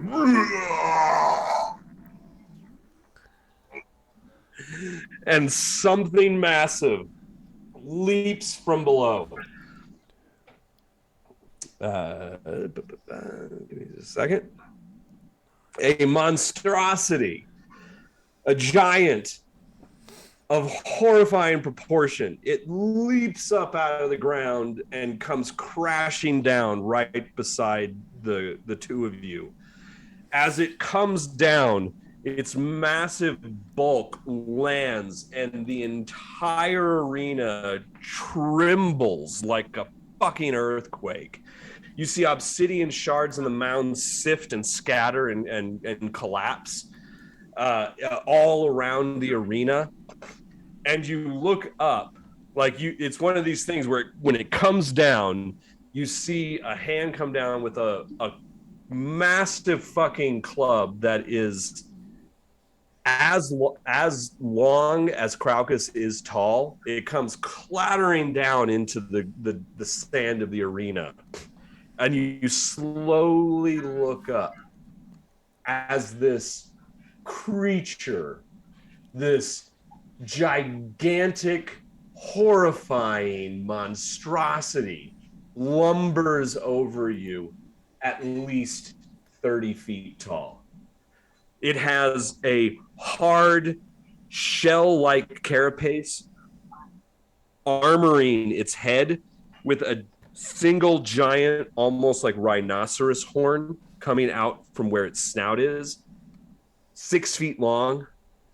Its back is completely covered by this similar armored carapace, spikes coming off all over it. Its legs are as wide as Crowcus's entire body, and its arms, one hand itself, holds the crushed remnants of the upper body of the man that he just threw its lower half up through the ground. As it lands, you see like the blood seeping through its knuckles, and it brings it up and it bites the head off of the man and then tosses the rest of it aside, and it goes flying off to the side and lands into the obsidian barrier around the perimeter. And you hear behind you the booming voice of DeMezzo. And of course, the crowd gasps when this happens. And everything goes quiet, and DeMezzo says, "Behold, the Brexit, creature of the waste, demon of the alluvial plain." And then people like cheer and like fucking go nuts. So real quick, just to give you a sense, because this little image here is really fucking blurry. Let me give you I'll do a quick share of what you're actually seeing. Should have had this ready. Just give me a second. What was the creature's classification? Brexit. He called it the Brexit. The Brexit is the not its name, but the creature. Yeah. It's like Okay. Brexit, the Brexit. So, that is the Brexit. Wow. Okay. Great. Like a That is a Triceratops standard kind of size person. What's that? It's like a Triceratops kind of thing. Yeah, sort of a Triceratops man. Think it's the fucking shit. I was just saying this in my head. The Rancor. fucking A Rancor? the Rancor. It's the like Rancor, it's the Rancor, but if with the a horn. Rancor had like tortoise shell on its back with fucking horns and shit. And wielded a club. Yeah, wielded a gigantic fucking club. The Rancor wields a bone club, doesn't he? I think it No, had a that's club. Luke. Luke shoves that in his mouth, right? Oh, That's okay. a bone. Oh, right. Yeah, it's a big bone. So that is the Brexit. Okay. Nope. Yeah. So, and just as a thing, this is one of two Dark Sun monsters that have shown up in the new Spelljammer supplement. Oh, okay. So, yeah. So interesting. I don't know if that is a hint, prelude to come. I doubt it. But behold the Brexit. Yeah. Hashtag Brexit. So, Now, having said that, okay, so it jumps up, yeah, and then it's already taken one of it's already made one action in eating the head off of that man, question, probably guard. Yep. Question. I was in the middle of my turn when that happened. Is it still my turn? We can say that for I didn't think I thought you were done. Okay, never mind. Sorry. We'll assume that these happen simultaneously, but you can Okay. go for yeah. Um, We'll assume that the Braxit was the Braxit was basically holding its action anyway, so it was able to act whenever it felt like. right. It sprung out Yeah. because we were in its range or whatever. Yeah. So go ahead and do your action then. What is my normal jump distance? Fuck, man, D&D jumping. Right. I think you can do a standing jump of like half of your movement. Hold on a second. Half of my movement. That'd be an excellent standing jump. No, that's not right. And that might be the running jump.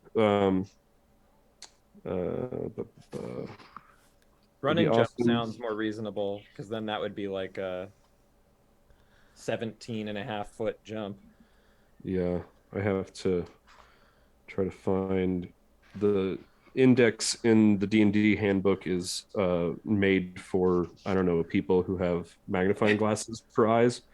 I will try to race you to find this information in the player's handbook. We'll see if. Yeah. Mine. Because I think that Craucus is going to be occupied and Jumping. Craucus Of course, jumping. See fucking movement. Oh, I fucking hate this index so much. Wow. What book? Oh, I'm looking at the monsters manual. That's not going to help. Yeah. Okay. I'm almost there. Jumping 182. Okay. 182, you say? Yeah. Okay. Long jump. So you can't do long jump. You're going to be doing what is the equivalent of a high jump? What the fuck? High jump. Yeah. You leap into the air a number of feet equal to 3 plus your strength modifier. That's ass. Yeah. Oh, if you move at least 10. Well, high jump is vertical then. Right. And if you move at least 10 feet on foot immediately before the jump. Yeah, you can leap only half. Wait, what does it say? When you make a long jump, you cover a number of feet up to your strength score. Okay. It's half of that. It's half of that if you do a standing long jump. Okay, so half of what your strength score is what you could leap out of Craucus's arms into, but you would need to give me an acrobatics check for that. And then on that fucking platform, is there any handholds, or is it just a? It's no, there's just the ropes hanging down. There's there were ropes. There's 5 ropes hanging down. Okay. Fuck it. So if I use Step of the Wind, I should be able to dash as a bonus action, and my jump distance is doubled. I'm wondering if that can get me at least there and partway up the rope. I mean, you're being held by Craucus. He'd have to let go of you. You'd have to drop to the ground. You'd have to run. So that's multiple actions happening. Okay. Well, how about this? How about I choose Step of the Wind as my bonus action? I use. Oh. No, that wouldn't work because my action would be using Step of the Wind, wouldn't it? Mm-hmm. Yeah, if it doesn't say you can do it as a bonus action, then you wouldn't be able to.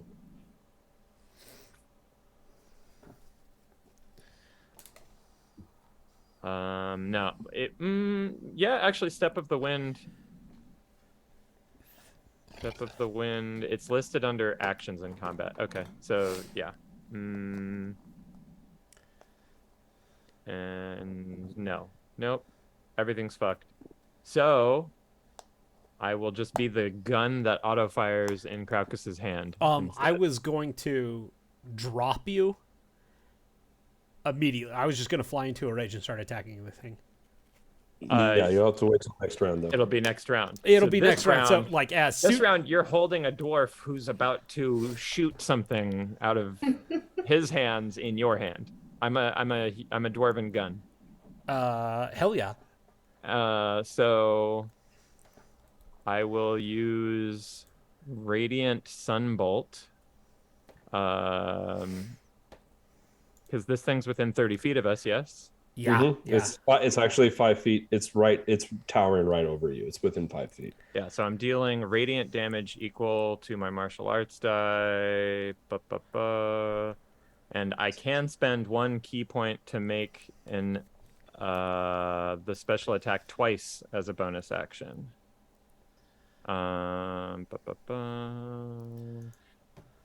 The language of that means that I would be doing a radiant sunbolt twice with 1 key spent. Yes?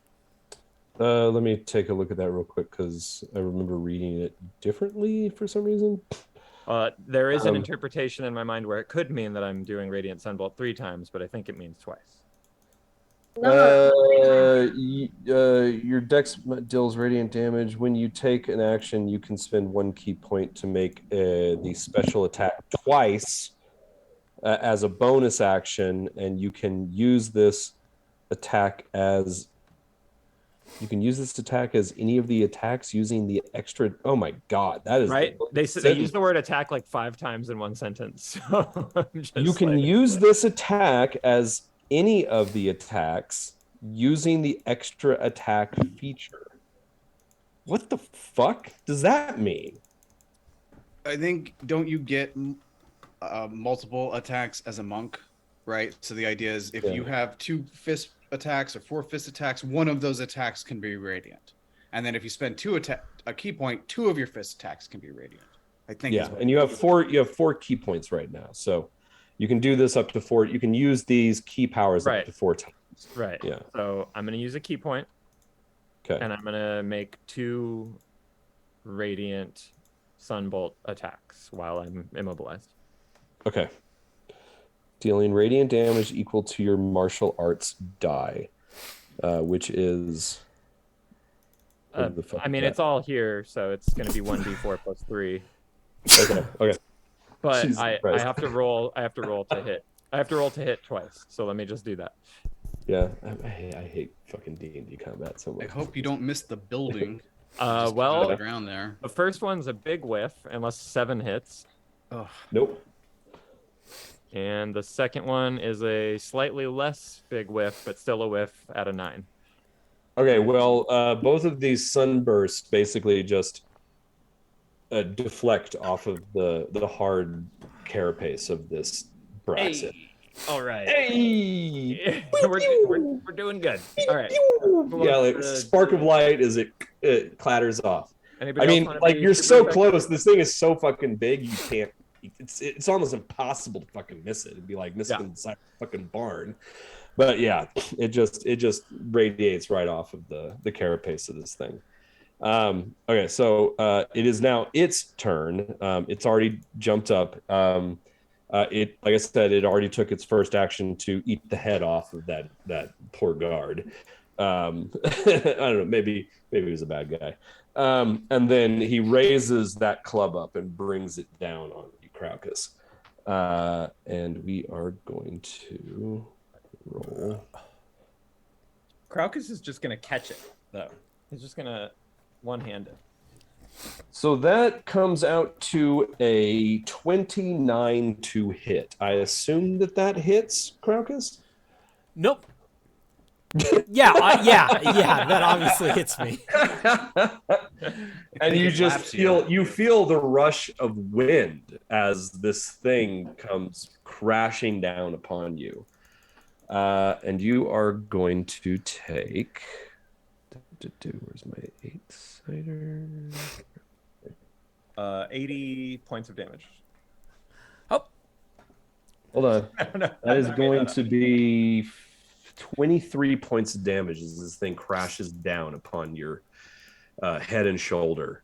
You manage to throw your hand up just in time to keep this club from crushing your skull, but you feel it batter down into your forearm. Okay. And the thing just trembles and roars as it like brings it down. You can now also see, and all of you, like up on the parapet, everywhere, you can see that 6-inch thick giant hair rope is tied around this thing's waist.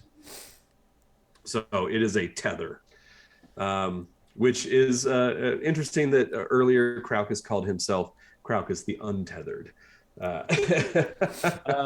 Question. Am I the lucky one who didn't get hit by the club, or was I also hit by the club? No, you weren't hit because Crocus threw his arm up, and you're down here, so it came down on Crocus's head and arm. And so you just feel the shuddering impact and the crunch of skin and bone as that thing comes crashing down on Crocus. But it is now Vrin's turn. Okay. How far does a... So my speed is 25. How far does a dash get me? 50. 50. Doubles your move. Splendid. So I am going to run to the monster. Okay. And that is my action, right? Yes. Except, behold... I have a bonus action. What? I do.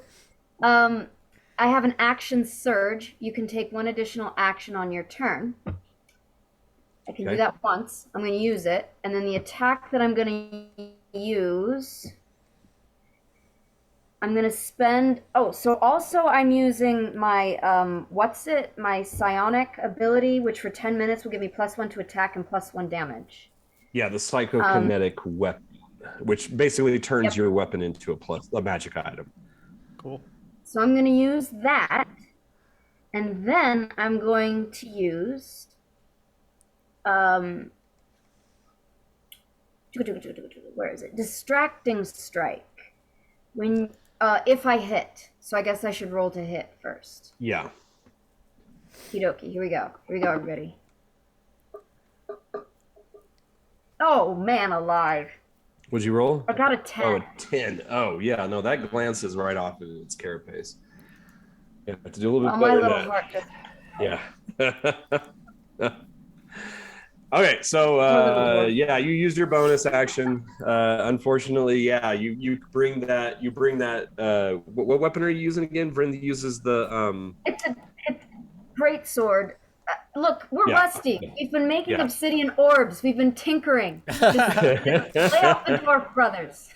Okay, Domashell, you're over there. You're the furthest away. What's Domashell going to do?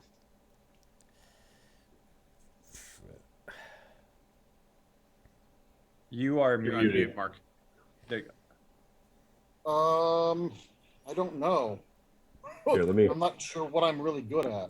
Okay, let me. He's also tethered. You could run wide around him and flank him from behind.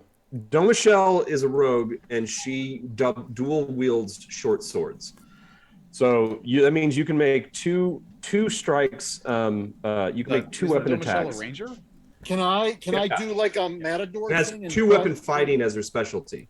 Cool. Can I do like a matador thing and try and jump up on the back of that creature and sever the muscles in the shoulders with my two swords? I mean, like, it's Dungeons and Dragons, so. There's doing a called shot is going to become incredibly difficult. Is going to make it an incredibly difficult thing to accomplish because that's what you're basically doing is a called shot. The thing is, like, in order to get up to its shoulders are like almost 30 feet off the ground. So, but I'm a nimble elf. Can't I run up its back like rock climbing? You could try to do a acrobatics to actually get up onto the back of its carapace. But you would have to dash there this round in order to get within range. You wouldn't be able to actually attempt that until next round. Okay, I want to do Casper Van Dien on the bug in Starship Troopers. Okay, so let's you got a 30-foot so you can go. I'm just going to go 1 5 10 15 20 25 30 35 40 45 50 55 60. So you can get right there. So you can get into position. You're behind it now.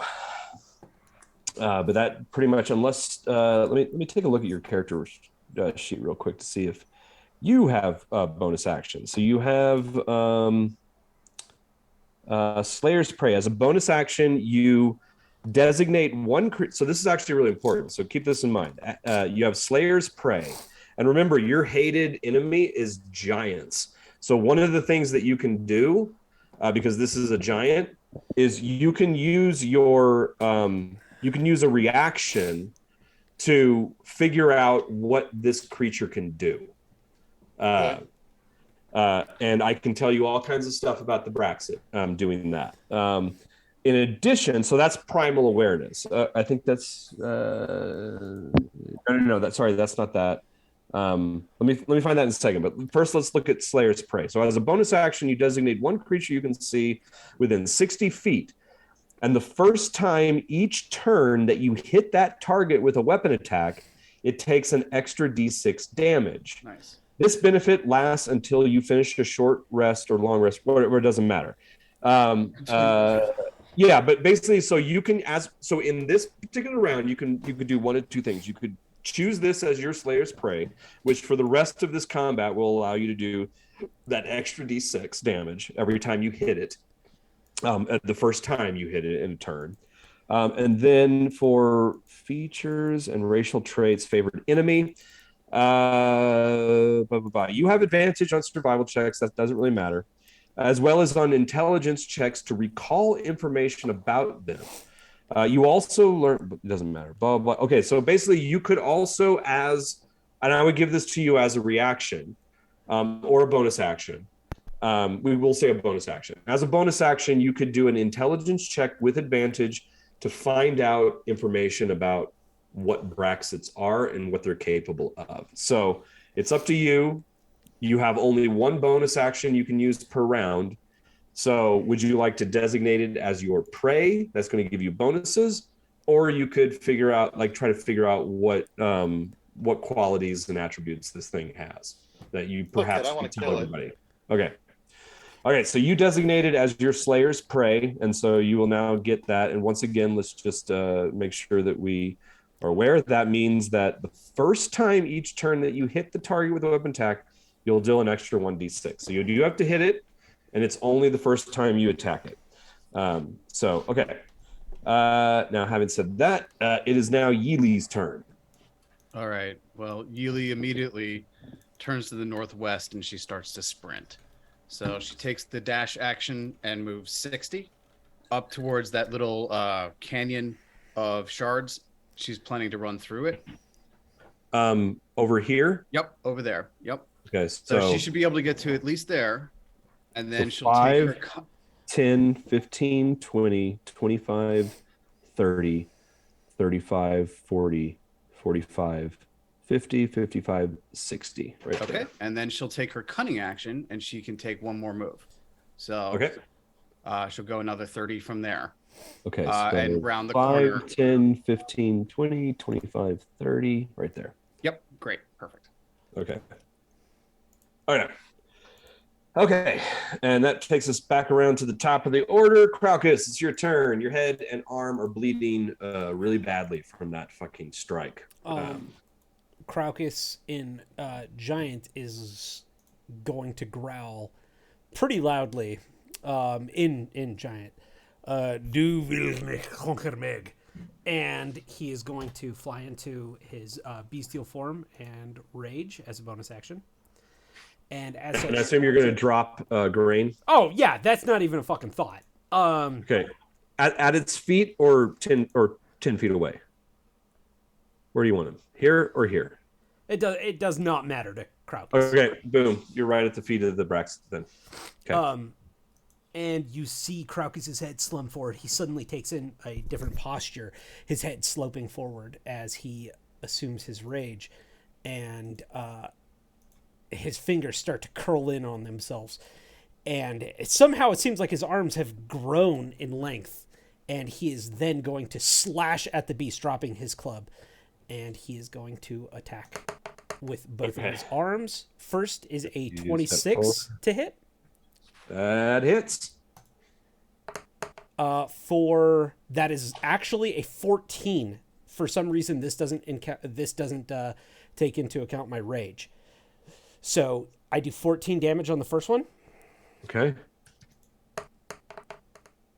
And the second one, I'm assuming slashes off of the carapace at a 10 to hit. What was the second number? 10 to hit. Aren't you flanking though? With Oh, I guess I am ranger? flanking. Does that give me advantage? Should get you advantage on those attacks. Okay. You might even crit. Oops, God, that's- this creature is not immune to flanking attacks. Okay. Then let me roll a second. Another 26 to hit. Yeah. Okay. You know what? This is not letting me enter damage on this fucking thing. So I'll tell you. I'll tell you the damage. Oh no! Hold on a second. I just need to get something. I can notate this separately from inside D&D. So, Need some papyrus.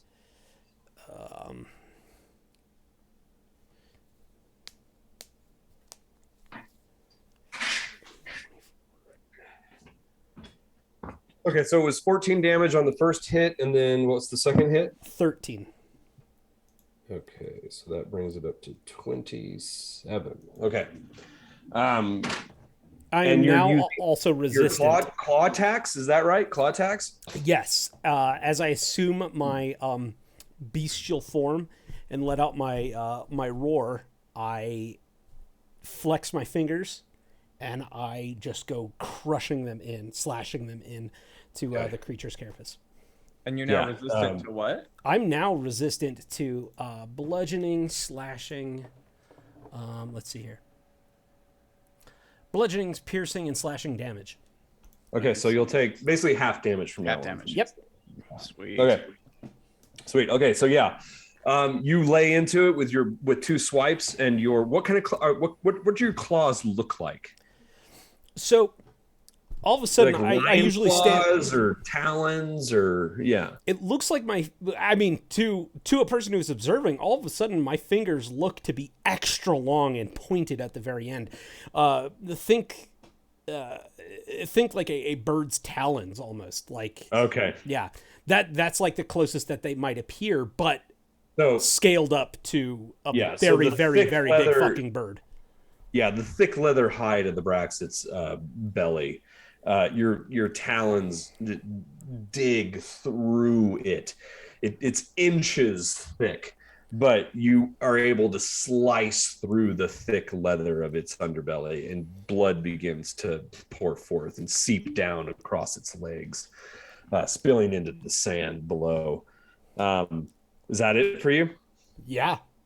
Okay, Grain.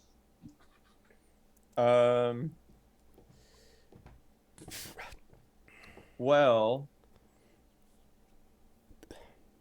I think Grain, now that he's at the feet of the beast, doesn't want to disengage, and so we'll just start punching. Well, just start slugging knees, just ankle biting. Yeah, I'm just gonna punch this guy. I'm gonna reposition the map a little bit so we can get in a little tighter. That looks good. Yeah, there we go. Grain is going to assume, with no metagame knowledge, that someone else is going for the sword.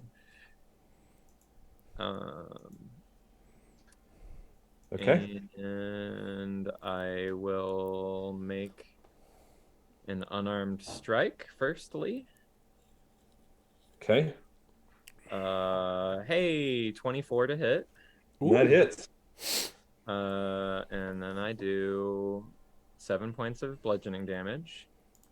Okay. Okey-doke. And then I will now spend another key point to make 2 unarmed strikes as a bonus action. Okay. So that's a fucking garbage roll. That's an 8. So Yep. one miss.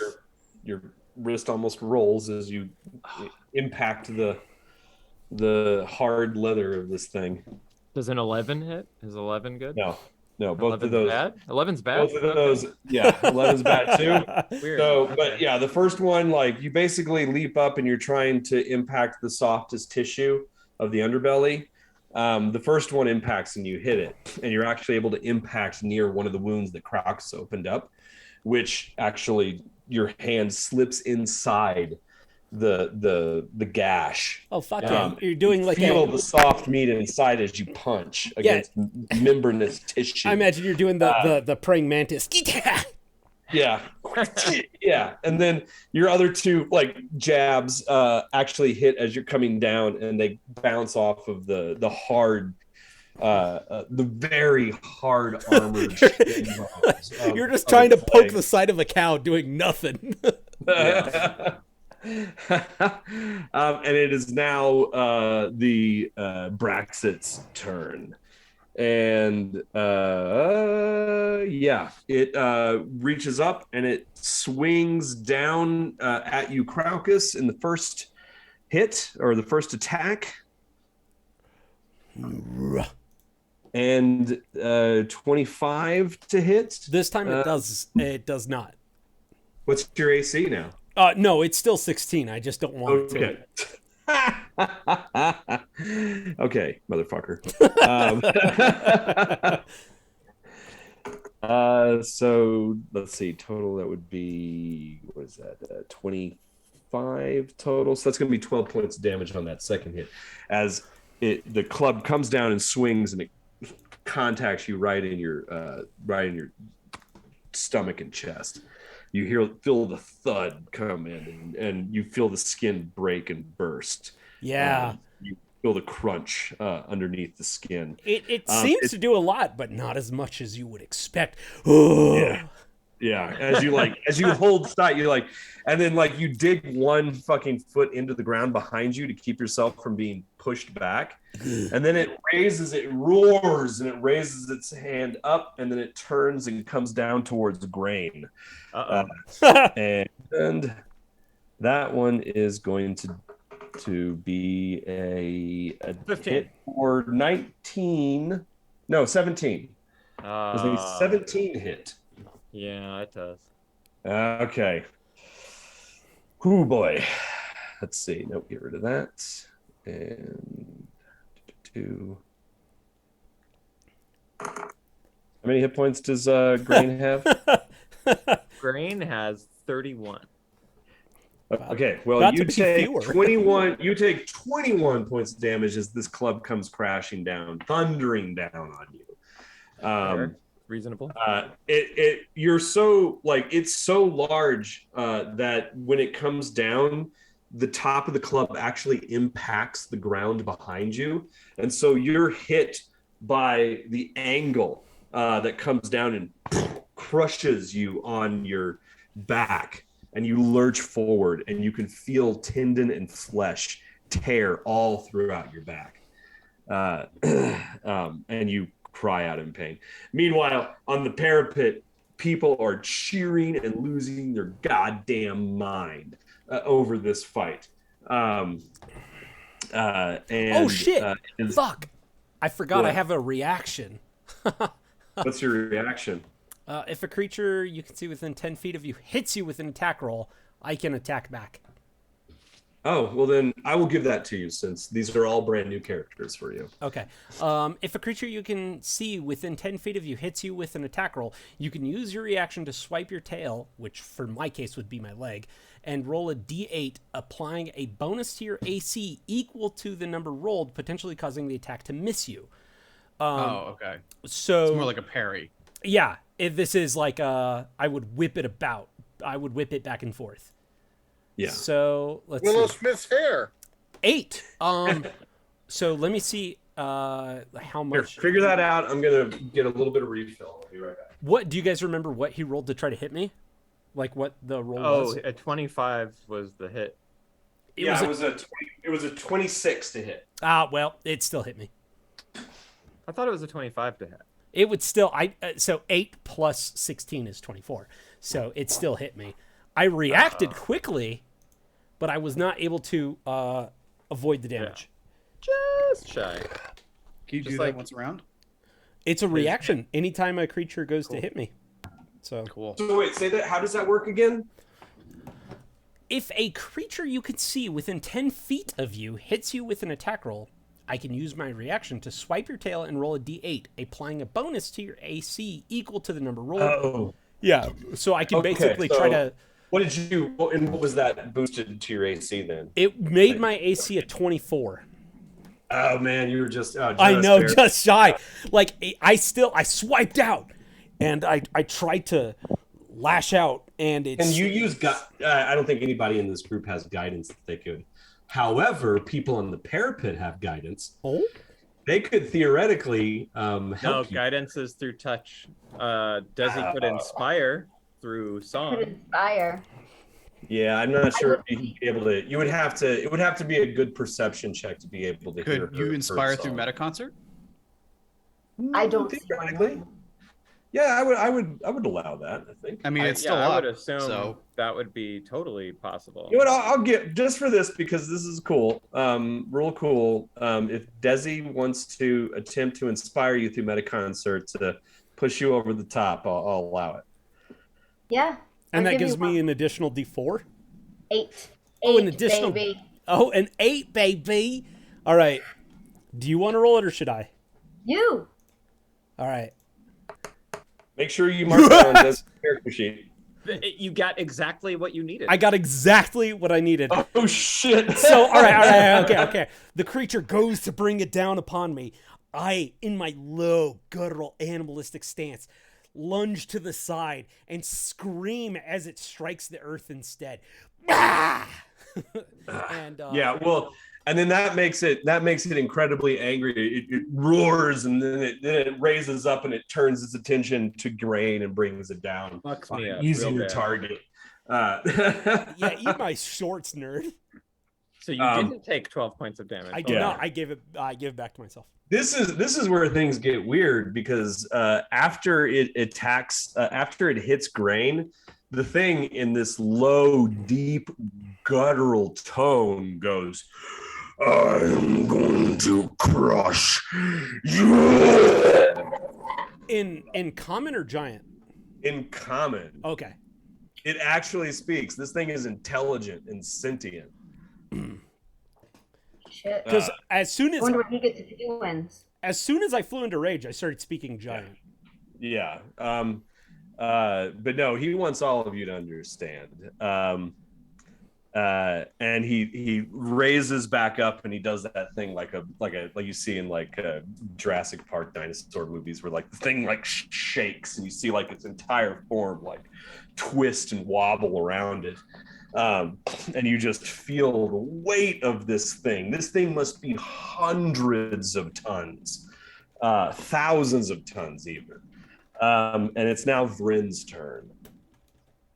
Feels stupid to fight him. Okay, I'm gonna go with my great sword. Try to hit him with my great sword again. Thought it was an axe. It's not. It's a sword. Okay, so I got an 18. I rolled a 17. Oh, that just barely connects. You feel the blade of the axe bite, like the resistance as you hit it, but you keep pushing and you feel it break through the skin, the tension of the skin. That thick Oh, hide. Jesus, this thing is tough. Okay, so two things are going to happen. First, I'm going to roll this damage here. I'm going to roll some basic damage.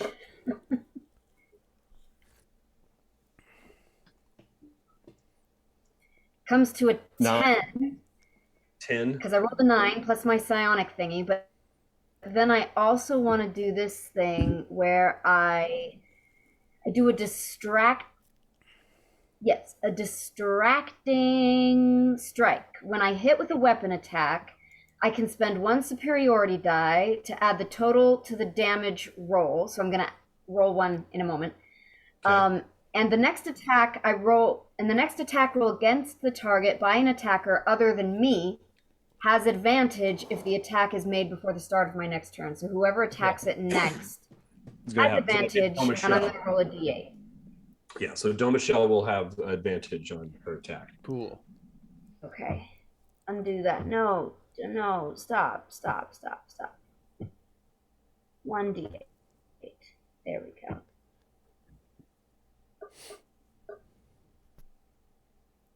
Oh, So I rolled an extra 7 damage. Okay. 17 Yeah. damage? Wow. Yeah, you bury that axe deep inside the side of its leg. And then I kick it. Just, yeah, like You manage to just like, because it has like these hard bony protrusions all the way down the front of its shin. You manage to bring it right in between two of these bone plates and get it in there, and blood splatters out across your face, dripping down. It's starting to seep down into the sand as well. That's it for Vryn. I think that's all I got. That's all the tricks I got up my sleeve. All right, so Don Michelle, you now have advantage on whatever attack you do next, in addition to. Which also gets an extra die 6 because you did that psychic thing, right? So that's an extra d6 to damage. I want to stab it with my 2 little baby swords in the neck. Okay, so you're gonna actually try to leap up on its back. Mm-hmm. Okay, so give me a acrobatics check.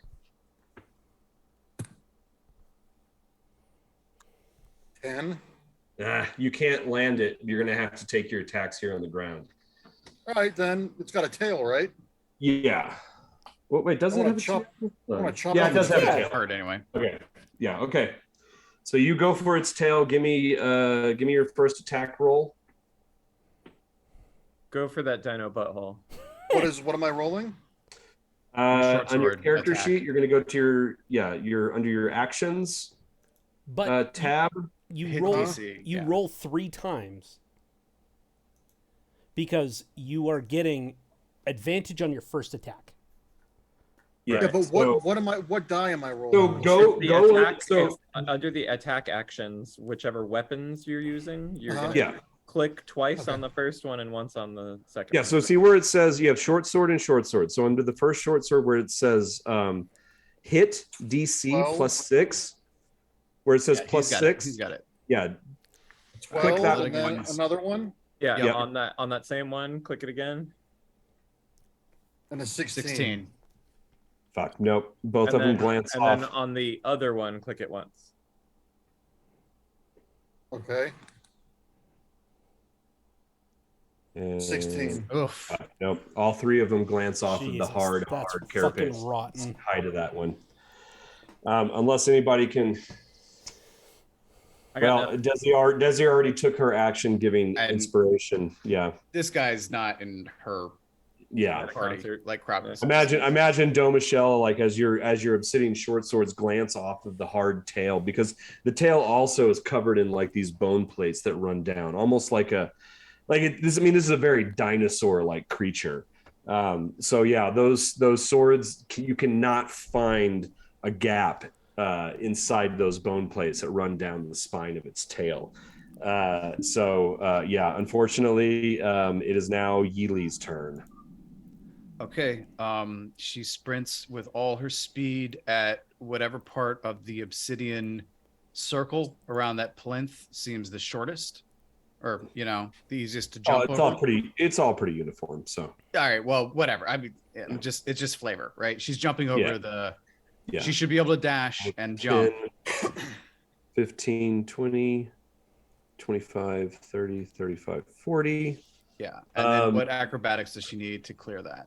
Well, your jump is an action, and you've dashed. So do you have a bonus that you can take? Well, can I, since I have my cunning action to take a dash, could that be the second part of that? Yeah, you could use the cunning action for the dash, and then you could take your action. So then that's what I'll do.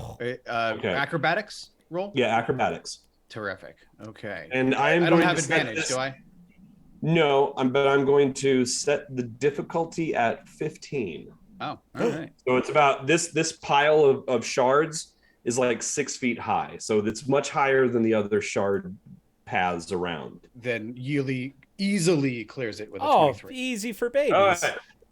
So yeah, she basically doesn't even break stride, just leaps over it, and then with the remainder of her move, she's up the first rope she can grab. Okay, give me a Constitution save. All right. Apparently there was a trap on the other side of the obsidian. Oof. Well, 2, I assume, fails. 2 does fail. And you, as you grab hold of the rope, this giant hair cord dangling down from the top of this thing, suddenly there is a jolt of electricity that surges through your body. Shit. And you take, that's not bad, 6 points of damage. I don't have a lot. All right, 6. Hey, better than 21. It's better Agreed. than that. It's better than 18. Yeah, no. Which it would have been if I had, which it could have been, theoretically. Does the jolt end, or do I have to let go? The jolt ends and you fall prone to the ground. Okay. So the jolt ends when you let go. Yeah, that's what I'm trying It to blasts you back. You fall prone to the ground. Shit. Actually, you know what it does? It actually knocks you back 10. It knocks you back into the obsidian shards. And you end up taking another. It is like Jurassic Park. It is Jurassic. 3 points of damage. If the child landed at a bunch of knives. Yeah. And you're now in the obsidian shards. Lovely. And ouch. Yeah, and it's slicing your flesh to ribbons right now. Remember, you have a bag of snakes. I haven't figured out how to use them to my advantage yet. Well, remember, okay, so the reason you have a bag of snakes is because you probably didn't have time to read through all the animal friendship. No, I figured it out. I just don't know what to get them to do yet. Snakes, yeah. Throw your snakes on the ground. And that bag, and just so you know, that bag of snakes will act like a swarm of snakes. That's cool. For combat purposes, because it's like a whole bag of fucking cobras and shit, NBD. Okay. Cool. I assume that's the end of my turn, though. Yeah, right? that's the end of your turn. And again, when that happens, you hear people back on the parapet just cheering, like wine, and you guys up on the parapet, wine is being splashed around, and yeah, people are going nuts for this now. Crowcus, is your turn. Okay, Crowcus is going to go back to slashing and scratching. Slashing and scratching. Okay, so 19 to hit. Yep, that sure does. Okay. Takes 9 damage. Okay. And it roars. Yeah, there's a lot of blood. I rolled a starting to natural spill out of 1, this thing. but I don't. It's my hand for an attack. Natural 1 for hand. Oh man. Give me a con save. Con save. Con save. I get that's advantage right now for me. 18. 18. Okay. So that's enough to save you from breaking your hand. Okay. But what does happen is as you go into it, you feel the claws on your fingertips tear backwards. And your fingers hyperextend backwards, and you pull your hand back, and immediately it retracts up. You're not going to be able to use that hand next round. So you're going to lose that one attack until after next round. Okay. Okay. Yeah, that's my tween. Yeah, as you like, Ouch! Ouchie! Yeah. Was that it for you? Did you have another attack? Nope, I get 2. Okay, so Grain. Ooh, man, you are in the red. Yeah, so I'm gonna use another key point to Step of the Wind, so I can disengage. Actually, you know what? No, I'm not. I'm gonna disengage as my action. Okay. So you disengage. So you're disengaged. Let me look at. You're still well within its reach. Yeah, what is its reach? Well, it is huge, so I believe its reach is, because it has a great club, 10 feet. So you need to move 5 more feet before you get out of its range. Would that be before? If I move another 5 feet, is it going to still have the opportunity attack? No. You've disengaged, so you're fine. You can now turn tail and hide and do whatever you want.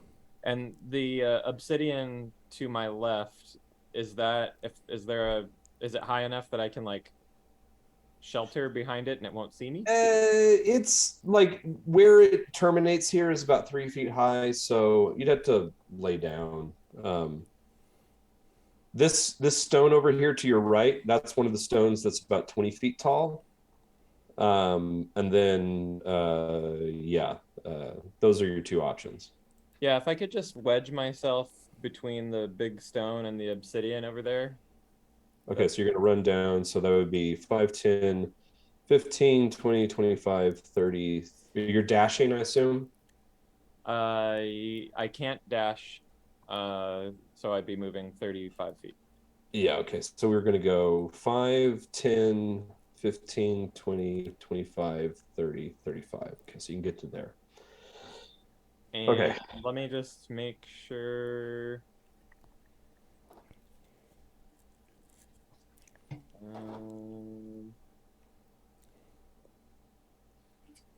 Yeah, that's me.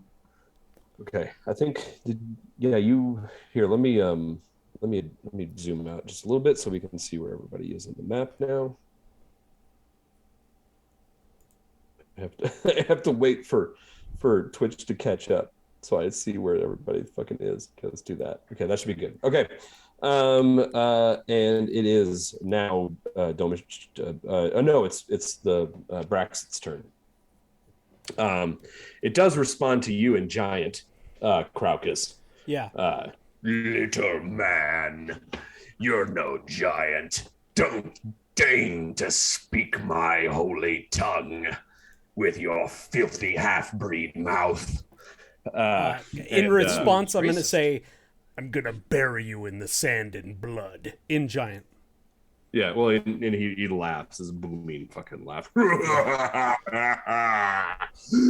Then take everything I have. And he swings at you. Okay. And let's see. Okay. Ooh. That's a 19. No. That's a 17 to hit. Does that hit? It does, but I'm going to bat it away. I only need to roll a 1. Which I do! I roll a 1!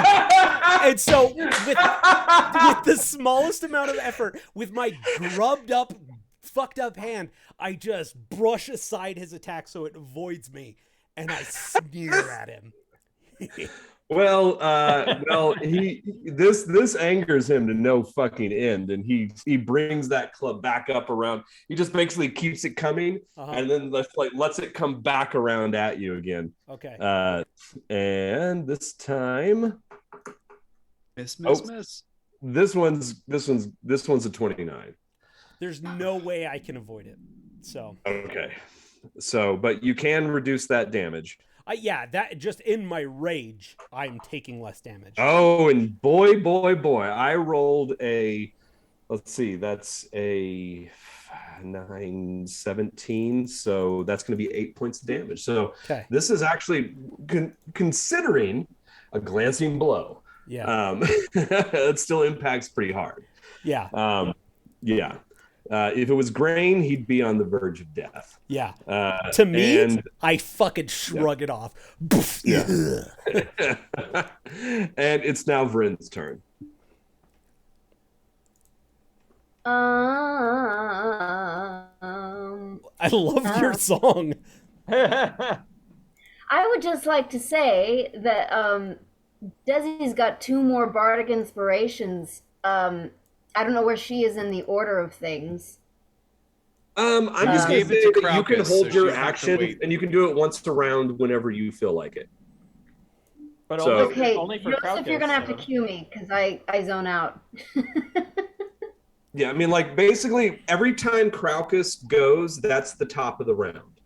So keep in mind, none of these other people are meta-concert with us. Only Craucus should really get your inspiration. Well, that's what I'm saying. That's why Joe should cue me when he wants it. Whenever you want bardic inspiration.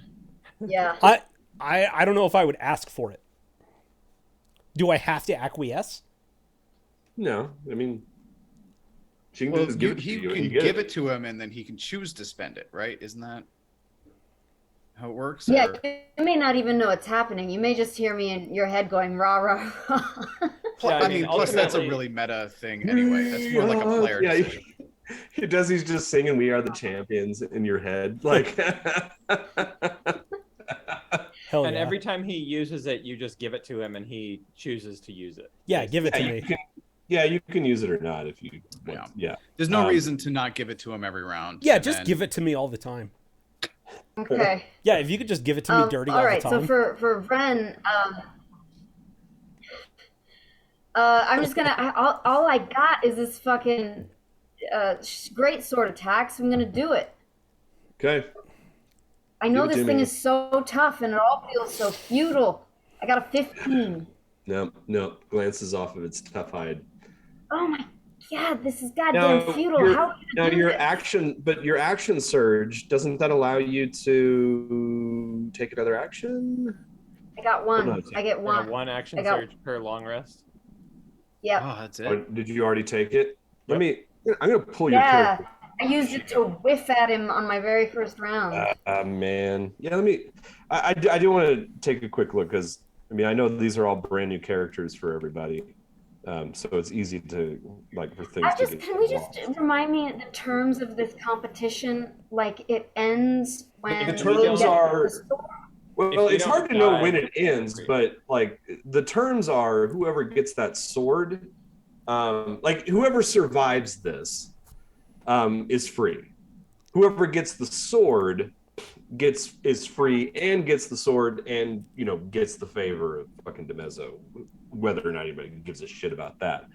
But yeah, so those are the basic terms. It's like you survive, you go free. So it's like we can wait out the clock anyhow, or Yeah, you help can- someone get the sword to end it. Christ. Well, getting the sword doesn't end it. Yeah. No. The only Getting thing the that sword ends it- might allow you to use it. Right. Yeah. But disengaging from the creature, totally valid, brother. I already did that shit.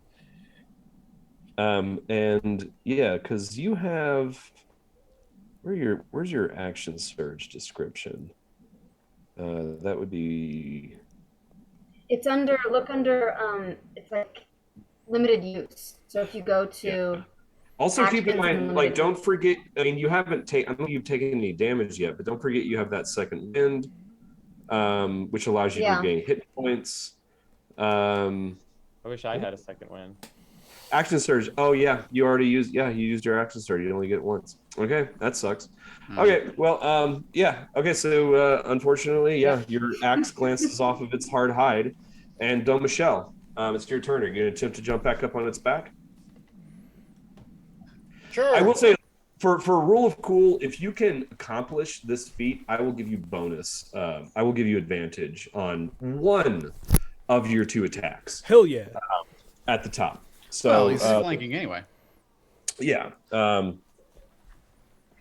So give me that acrobatics check. It's not going to be an easy acrobatics. You're going to have to roll good. Come on, Legolas. There it is. Okay, so you're going to have to stay down its feet, hacking away. But you are flanking, so you will get advantage on that first Well, attack. can I go after its ankles instead of its tail? target. Yeah.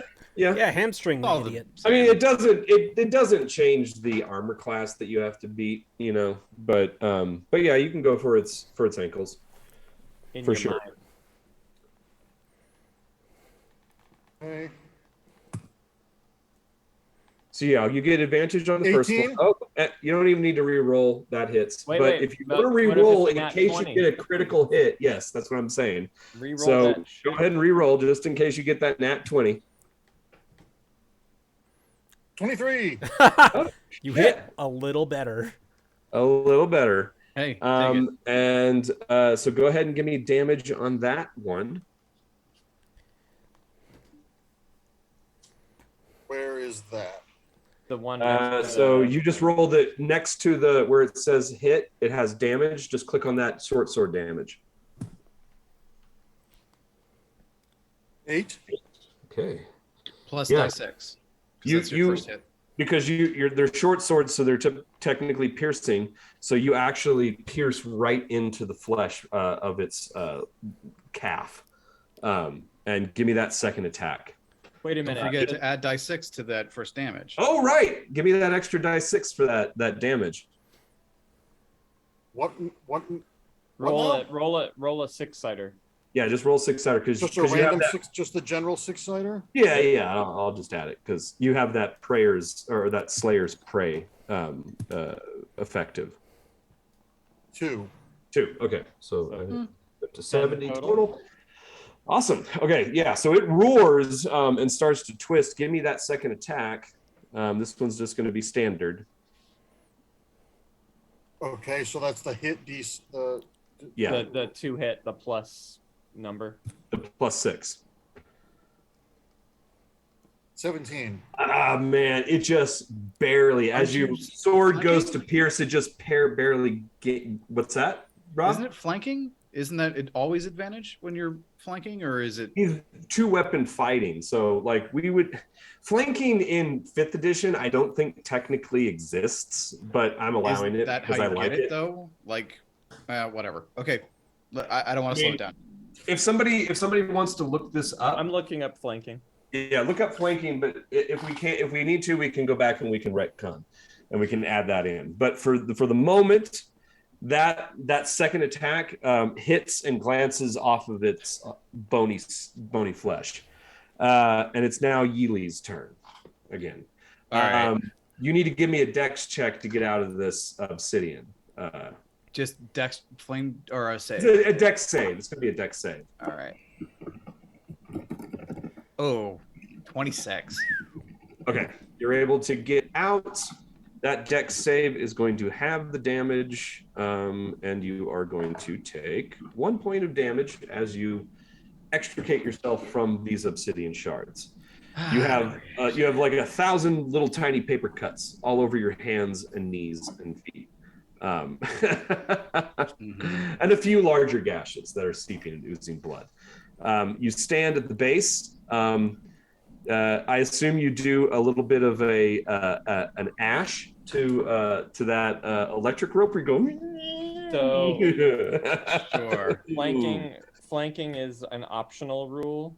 It's not actually in the player's handbook. I think that might be just like a homebrew kind of a thing. Oh, according to Google, not actually listed in the appendix. Yeah, see, they got rid of All it. right, never mind that.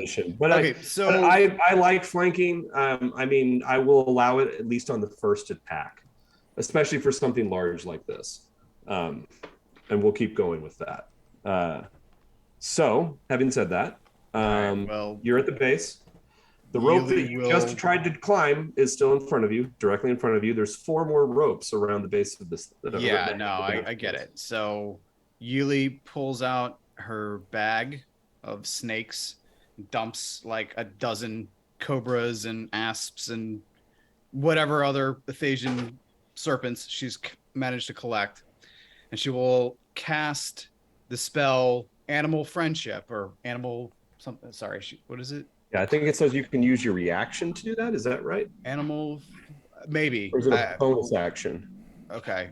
Well, whatever. That sounds great. But it's just an animal friendship. Yeah, it doesn't matter. We don't have to go through it. It doesn't matter. For all she's doing now is she'll whisper to the snakes, climb these ropes. And they'll spread out and climb all 4 of them and see if all 4 are actually electrocuted or if there's one that's not. That's a good idea. Snakes here in a second. Yeah. And she's evil, right? So that seemed like Oh yeah, crispy critters, yum yum yum. So one of the ropes immediately ignites in flame and catches the snake on fire. The other one, the snake gets about halfway up and a heavy wind begins to whip up and blows the snakes off of the rope and they come clattering down. Of course, it doesn't hurt them, they're snakes. So they land in some of them land in the obsidian and they do get cut up and killed, but some of them just land on the ground and slither away. And then no, they're hanging out. I'm going to keep using them. But okay, well, they kind of start to make their way back towards you. And then the last one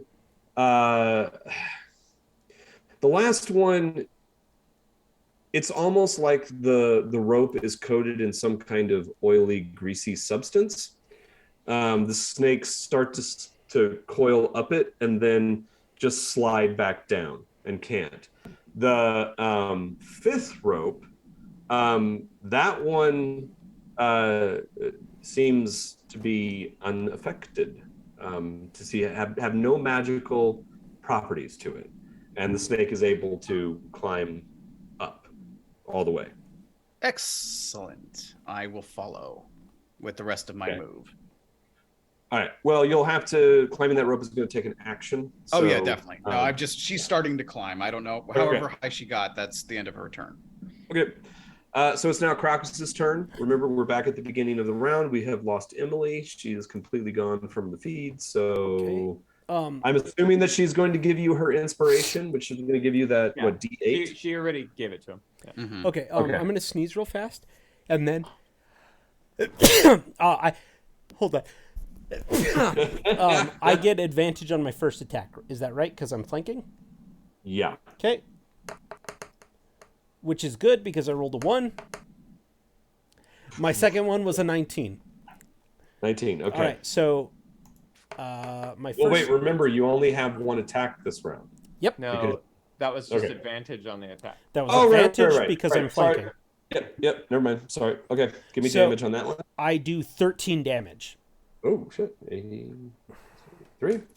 Okay, yeah, you slice deeply. You can see, like, the pink flesh of the meat below as you dig your claws as into I just it. keep going for that gut. Yeah, it's gut, yeah. Okay, so anything else? Is that all for you this round? Yeah, because I plan on using the D8 for my defense when it invariably tries to hit me. All right, Grain, your turn. I will do a radiant sunbolt. Okay, give it. How does that work again? As long as I'm within 30 feet, I shoot. Let's see, what does it say? Radiant damage equal to my martial arts die. So I'm just shooting a fucking sun out of my fists. I punch light waves at him like a Hadouken. Okay, all right, give it to me. It's a 17. That's not good enough. And then reflects off of its hide. And then fuck it, let's use that key, and I'm gonna do another one.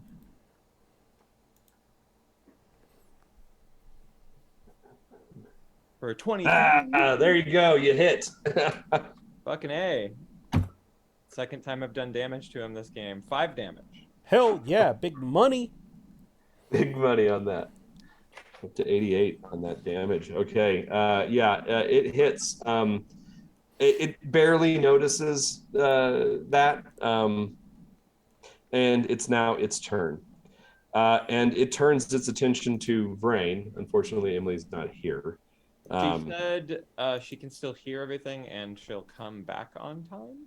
She just turned off the camera. Oh, okay. Well, yeah. This thing decides it's going to turn a bit of its attention to some of the others harrying its ankles. Raises its club up and brings it down upon Vrain. And I'm pretty sure that 22 is going to hit Vrain, and or Vrain rather, and yeah, that is going to do 21 points of damage. Holy hell. And then it spins once more. It steps and turns, and then brings its club down on Domichelle. And for that is 27 to hit, and that's going to do. That's going to do 23 points of damage to Domichelle as it hits so you. I'm dead. Oh, is that beyond your HP? Oh, no. Domichelle has 32 hit points. So that did 23.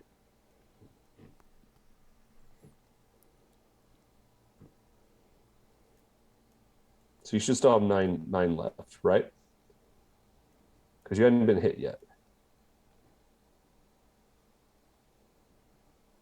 Okay. Yeah. So just mark that. Current HP total 9. 9. Okay, cool. But it is now Vryn's turn. After these two massive hits have like basically taken both of you down at almost half or over halfway down. It is a dizzying impact. Your mind is momentarily clouded as you collect yourself for a repost, a rebuttal to this devastating. I'm going to disengage and run. Okay, so you disengage, and which way are you going to run? I actually want to go the other way. Like, can I just go to the right and then duck behind the rock from that side? So yes. You want to get back here? Yep. Perfect. So like here? Does that sound good? That's brilliant. Okay. Okay, Doug. Were you going to do any? Well, you dashed, right? So yeah, I disengaged and dashed. So okay. I think that's my. That's it. And that will then take us to Dome Michelle. Okay. What can I do now that I've been smushed? You could. Well, you can still do anything. One thing I'm not seeing though is like you haven't. I'm going to go ahead and enter this damage because that was 21. No, that was 23 damage. Okay. 9 HP remain. Yeah. Okay. I mean, you can remain an attack, or you could disengage and take cover. I don't know if you have any ranged attacks, but that's something you could do on a following turn if you did disengage and take cover. Like that's what I'm doing. Yeah. I mean, you don't have any ranged weapons, but there are things around the arena. Also, remember that these stones around here, like these taller stones, like this one over here where Grain and Vryn are, there are ropes dangling from that. So theoretically, you could climb that rock. Same thing with this large rock up here to sort of the northeast of you guys, and then this large rock over here to the west. Those have ropes dangling from them that allow you to climb. In addition, there's all of these obsidian shards that could theoretically be used as thrown projectiles, like basically a dagger. Also, Mark, you have a wild talent that you could use. The harassing figment is something that could potentially harm him mentally. That was in the Facebook Messenger thread. Basically, you make him believe that an enemy is stalking it just out of sight, and he has to make an intelligence saving throw, and if he fails, he takes 1d8 psychic damage. But even if he succeeds, he takes half as much damage, so it's like not pointless, and you can do it from a distance. I'll just keep fighting it. Okay. Attacks. So give me an attack. You get advantage on the first one for flanking. 20. Okay, that one hits. You can go ahead and give me that second roll. Okay, 13. Yeah, so that hits. That was an accident, that second one. But you had advantage on the first one, so you're good. Right. Yeah. So give me damage on that first attack. 8. 8. Okay. And 10. Well, you have to roll another attack to see if you hit, because the second one was your advantage roll, which failed. Yeah. And then you have a second attack. Yeah. Roll your second attack now. 20. That hits 2. We'll keep that 10. So that'll 18 damage round. Yeah, actually, like you at this point, the group of you have opened up a lot of like actually significant like wounds on this thing, and it is pouring a lot of blood into the sand around you. It's almost becoming soupy and muddy with blood at this point. And it's now Yeely's turn. Get that sword. Unless something prevents me, I will climb that rope as quickly as possible. Yeah, give me a. For this one, you can either do athletics or acrobatics. I will definitely use acrobatics. Okay. Oh, that was almost a 1. A 16. Shit. 16. Okay, you're halfway up. All right, cool. I I looked it up. suppose I you can could- do animal friendship, snakes only at will, I think is what you were thinking of. So, Okay. I'm going to instruct some of the snakes to follow me up the rope I know is safe. Okay. So they're following up behind, coiling up around the rope as they go. And you are basically halfway up to the top at this point. That brings us back around to Crocus. Crocus smash. First Inspiration. swing And inspiration, baby. with advantage. 21 to hit. That hits. Okay. For 13 damage. Okay. That brings us to 119. Yeah, that was actually a powerful hit. Okay. You dig deeply in. At this point, like this creature's stomach, the flesh is actually starting to ribbon and like hang, and you can see the muscle tissue of its stomach underneath clearly. I'm just clawing at it and I'm trying to eviscerate it. So I take my second swing. 11. Nope. I'm going to give myself that inspiration, which is probably dumb. Ooh. You did it! You got it! You just barely fucking got it. Your claw started to glance And then off of the hard skin, and then it skidded past and buried into the soft tissue that's exposed in its stomach. All right. And then for another 13. Holy shit. Okay, so that is... Crap. Do this kind of shit. Okay, yeah. It's actually starting to stumble a little bit. Like you can see like its knee quiver, and it goes down, like almost goes down on one knee. As it starts to quiver, I growl out, "Blood and sand." Yes. Awesome. Grain. I will shoot a sunbolt. Okay. Pew, pew. That one missed, but now I'm gonna use my last key point. Okay. Do it again. Hadouken! Yeah. Yeah. Maximum Hadouken. For 7. It misses. Grain. Okay. More grain. You can tell that the Braxton is becoming desperate. It clutches down towards its stomach with its free hand, and it raises up and it takes a deep breath as it rises up to its full height above you. And oh wait, after my second sunbolt thing, I wanna run around the rock to join my brother. okay. So you run like here? Yep. Okay. So the Braxit raises to its full height. It opens its mouth almost like fucking Godzilla. And you hear this like rumbling inside its stomach from your height. Like when your stomach is like when you're hungry, you get those hunger pains. But you hear this like gurgling sound inside. It opens its mouth all the way wide, and then it comes down over top of you, Crocus, and you see this green ichor fumes at first start to come out of its mouth, and you smell the this acrid stench as fucking green acid spews out of this fucking thing's mouth in your direction. Give me a Constitution savings throw. Okay. Do you have a resistance to acid? No. Let me check my rage thing. I think there's one where you get elements, but I don't think you have that yet. No, but as a big boy, think I get something for con. I rolled an 11.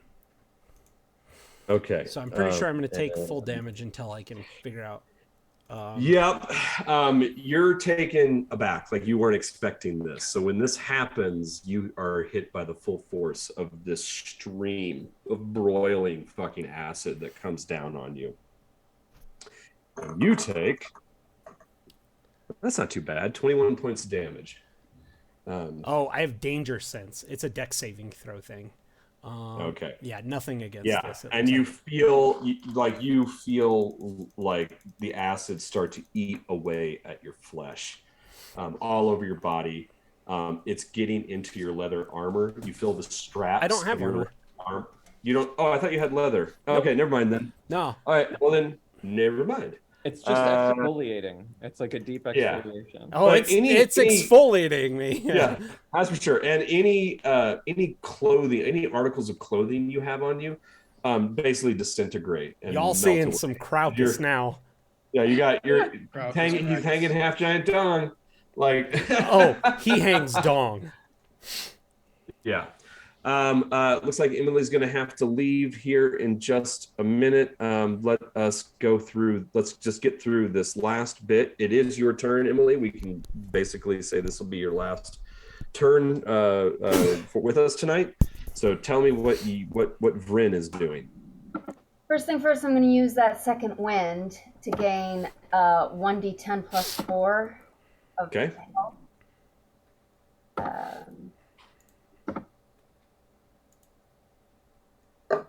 I think it just rolled 2. It rolled... Oh, hold on. Never mind. Okay, ignore that. Sorry.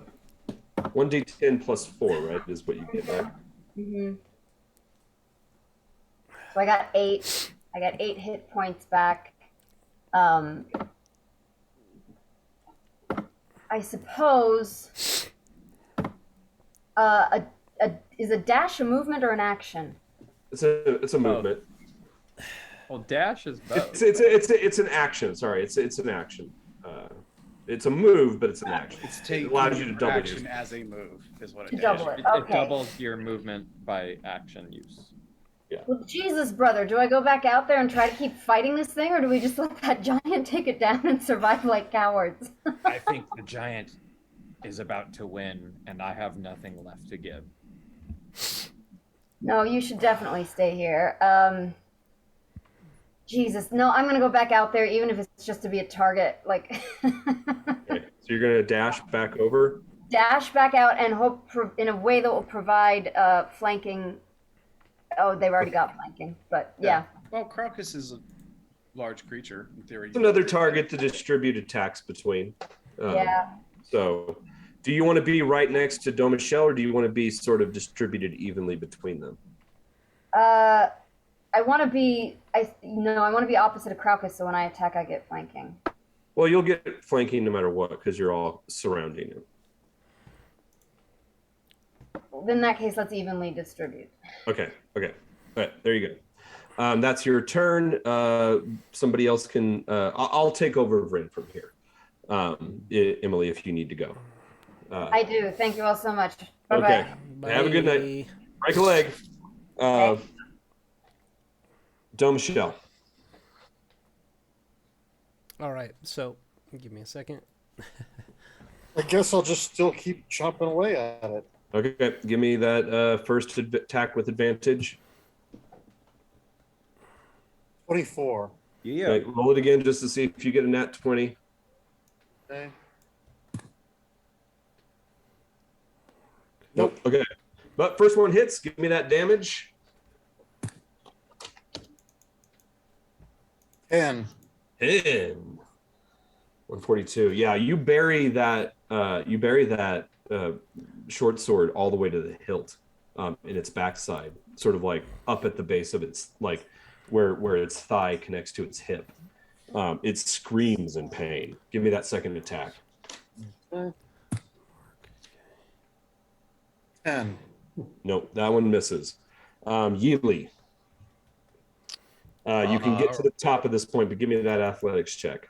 Sure. And also, just point of order. is looking through this character sheet and realize, all right, sorry, 15 on that acrobatics. Assume that's enough. Yeah, you get to the top. All right. I noticed that I get advantage on any save versus magical effects and attacks. So I probably should have got that on the electricity. Yeah. All right. That was a con save, right? Yeah. I'll probably fail it anyway. Oh, not on a nat 20 though. Okay. So do I take half damage then? Because I think I took. It would have been half damage then. All right, then I'm just gonna heal myself I don't have a lot of hit points, so if that thing hits me once, I'm dead. So I'm just hedging my bets here. Okay, so climb to the top of the plinth.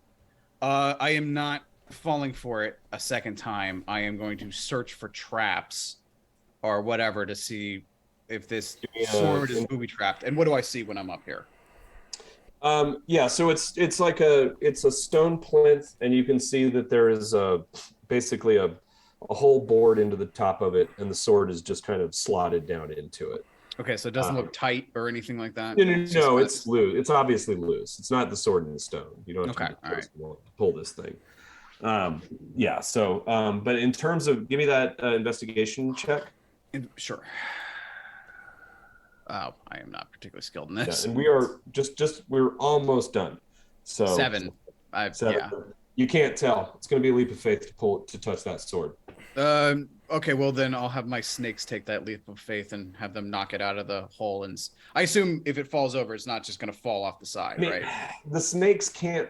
They don't have the strength to be able to lift the blade up and out. But when they touch it, they coil around it. Nothing seems to happen. All right, good enough. All right, fuck you, DeMezzo. I grab the sword. And nothing happens, and you pull the sword out. You now have the steel long sword in your hand. Excellent. And I will go back to the at which point you also hear up in the parapet cheers, shouts, and cheers come. I will hold the sword high, drink that up a little bit, and then I'll go back to the rope I know is safe, and I will rappel down it as quickly as I can. As a rogue, I imagine I can get to the ground quickly. Yeah, I'll give that to you. We'll do real cool because I kind of want to speed this through. So we'll say that you're able to do all of that this round. All right. Well, then I finished my move as close to the creature as possible. Okay, so basically you're able to just get down to the base. Like this is about as good enough. As close as you can get is right here. I will say, like, for those of you up on the parapet, when Yeely grabs the sword, you look up to the tower where DeMezzo is. DeMezzo is not happy. Really? Yeah. DeMezzo is not happy really about any of this. At this point, he's crossing his arms and he's brooding over the battlefield. Is Desi able to speak with him during this? She could, but Souza is standing. Like, he's got like a contingent of guards like kind of circled around him with Souza kind of at the lead. So getting through that, like, it's unlikely that, like, and I think like the intimidation factor, she would probably say like, oh, this probably isn't a good time to approach this motherfucker. Yeah. Maybe if Crocus was losing, he'd be in a better mood, but yeah. Well, like, give me insight checks. I think Desi probably is. I'll roll for Desi for an insight. I'm just going to make this a standard D20 and guesstimate what her insight is. Desi probably feels like. I think Desi feels like DeMezzo was hoping that it's not about Crocus. Like, I mean, he kind of has been enjoying Crocus's engagement as far as Desi can tell. It's the others. He obviously wanted them to die. Like, they weren't supposed to live through this. If there's any more to know, Geza rolled a 26 on insight. Yeah, Geza also feels the same way, that DeMezzo is not really interested in Crocus's performance. I mean, to a certain extent, he's been enjoying his engagement, like when he gets a hit in. It's more the fact that, like, when he sees these other characters fleeing from the battle, he like pounds his fist. Like when Vryn and Grain disengaged, he like fucking pounded his fist. And then when Yeely grabbed the sword, he did this. He tightened his fist and he bit his knuckles. And same thing when DeMezzo buried, Domichelle buried her short sword to the hilt. He, his hands went and grasped and clutched the sides of his pants. He's not happy about the fact that these slaves of his are surviving this battle. But having said that, it is now Crocus's turn. Okay. Crocus is going to do what he does. He is going to... the creature is still flanked, right? Yeah, okay. So, it is, yeah. First attack... Oops, wrong one, sorry. Miss? Yeah. Miss. So, clack, clack. No. Sorry, that first roll was a damage. I fucked up. Then the first attack with advantage failed both times. Okay. But you do have... God damn it, I keep rolling the wrong fucking one. You do have that advantage. There were 3 advantage rolls available to you, and you used 2, I think. I had 3? Or, I'm sorry, not advantage, inspiration rolls. Oh, yeah, okay, so... Desi keeps giving you inspiration. Okay, so on that 14, let's see here. That is a 22 to hit. That hits. Okay, so then for the damage, that is a 9. Okay. How's he looking? Yeah, you can tell he's starting to sway back and forth. In common, I bellow, "Am I going to bury you or do you yield?" And then I'm going to attack once more. For 23 to hit? That hits. This might do it. For 10. Oh, shit. Oh, my God. He's not, it's not dead, but it finally collapses down onto that one knee, and blood is pouring into the sand. So, do I bury you or do you yield? Slash. Well, it's Grain's turn. Grain, it's your turn. But after I say that, I turn to DeMezzo. Yeah. You can see now DeMezzo is like not happy that you've made what is ostensibly the next to the killing blow. Yeah. No, DeMezzo's not happy about this. He's at all. Grain, what is Grain? Yeah, waiting for acquiescence to coup de grace this guy. So, Grain will go peek around the rock and try to Hadouken him one last time. Okay.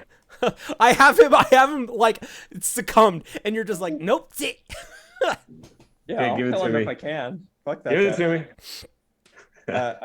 Sorry, I have to switch back. This would be hilarious if you do this. If you finally make this. Well, he shouldn't. It's an 11. Oh no! 11. It glances off the hard hide of its back carapace. At which point it's now the Braxit's turn, and the Braxit drops the club to its side. It puts one hand down into the dirt. It holds the other one up in front of you, Crocus, and it says, "I yield. I yield." I let out just the most powerful bellow, waiting, and then I'm waiting for the crowd, waiting for whether or not I. Yeah, the crowd goes fucking wild, and Geza shoots prestidigitation sparks up behind you while you're roaring, so there's just like a ring of sparks shooting up from Hell yeah. Yeah, this is going to probably be talked about in tier for quite a long time. And I think that is the perfect place to stop for tonight, as Crocus and this crew of ragtag former slaves now defeated this unbelievable fucking monstrous goddamn giant Braxit. And Yeely, like, man, you were on your way over there to get that strike, but you possess the sword. Yeely now holds the favor. Holds the favor of Demezzo, eh? Interesting. I think Aaron's What internet. shall I do with it? Oh, Aaron's internet took a crap. So, Oh, I guess that's it. I think that might be a fine ending point. Yeah. And so we'll say I had one actually way to end this as Yeely approaches within 30 feet of this creature, which he now knows can speak common, turns to it and says, I have a suggestion for you. Help us escape. And then maybe we'll end there. I think that's the place to end because Aaron fully dropped and now our feed is just ruined. So I think this is the point where we say we wave goodbye and say good night, everybody. Good night, everybody. Good night, everybody.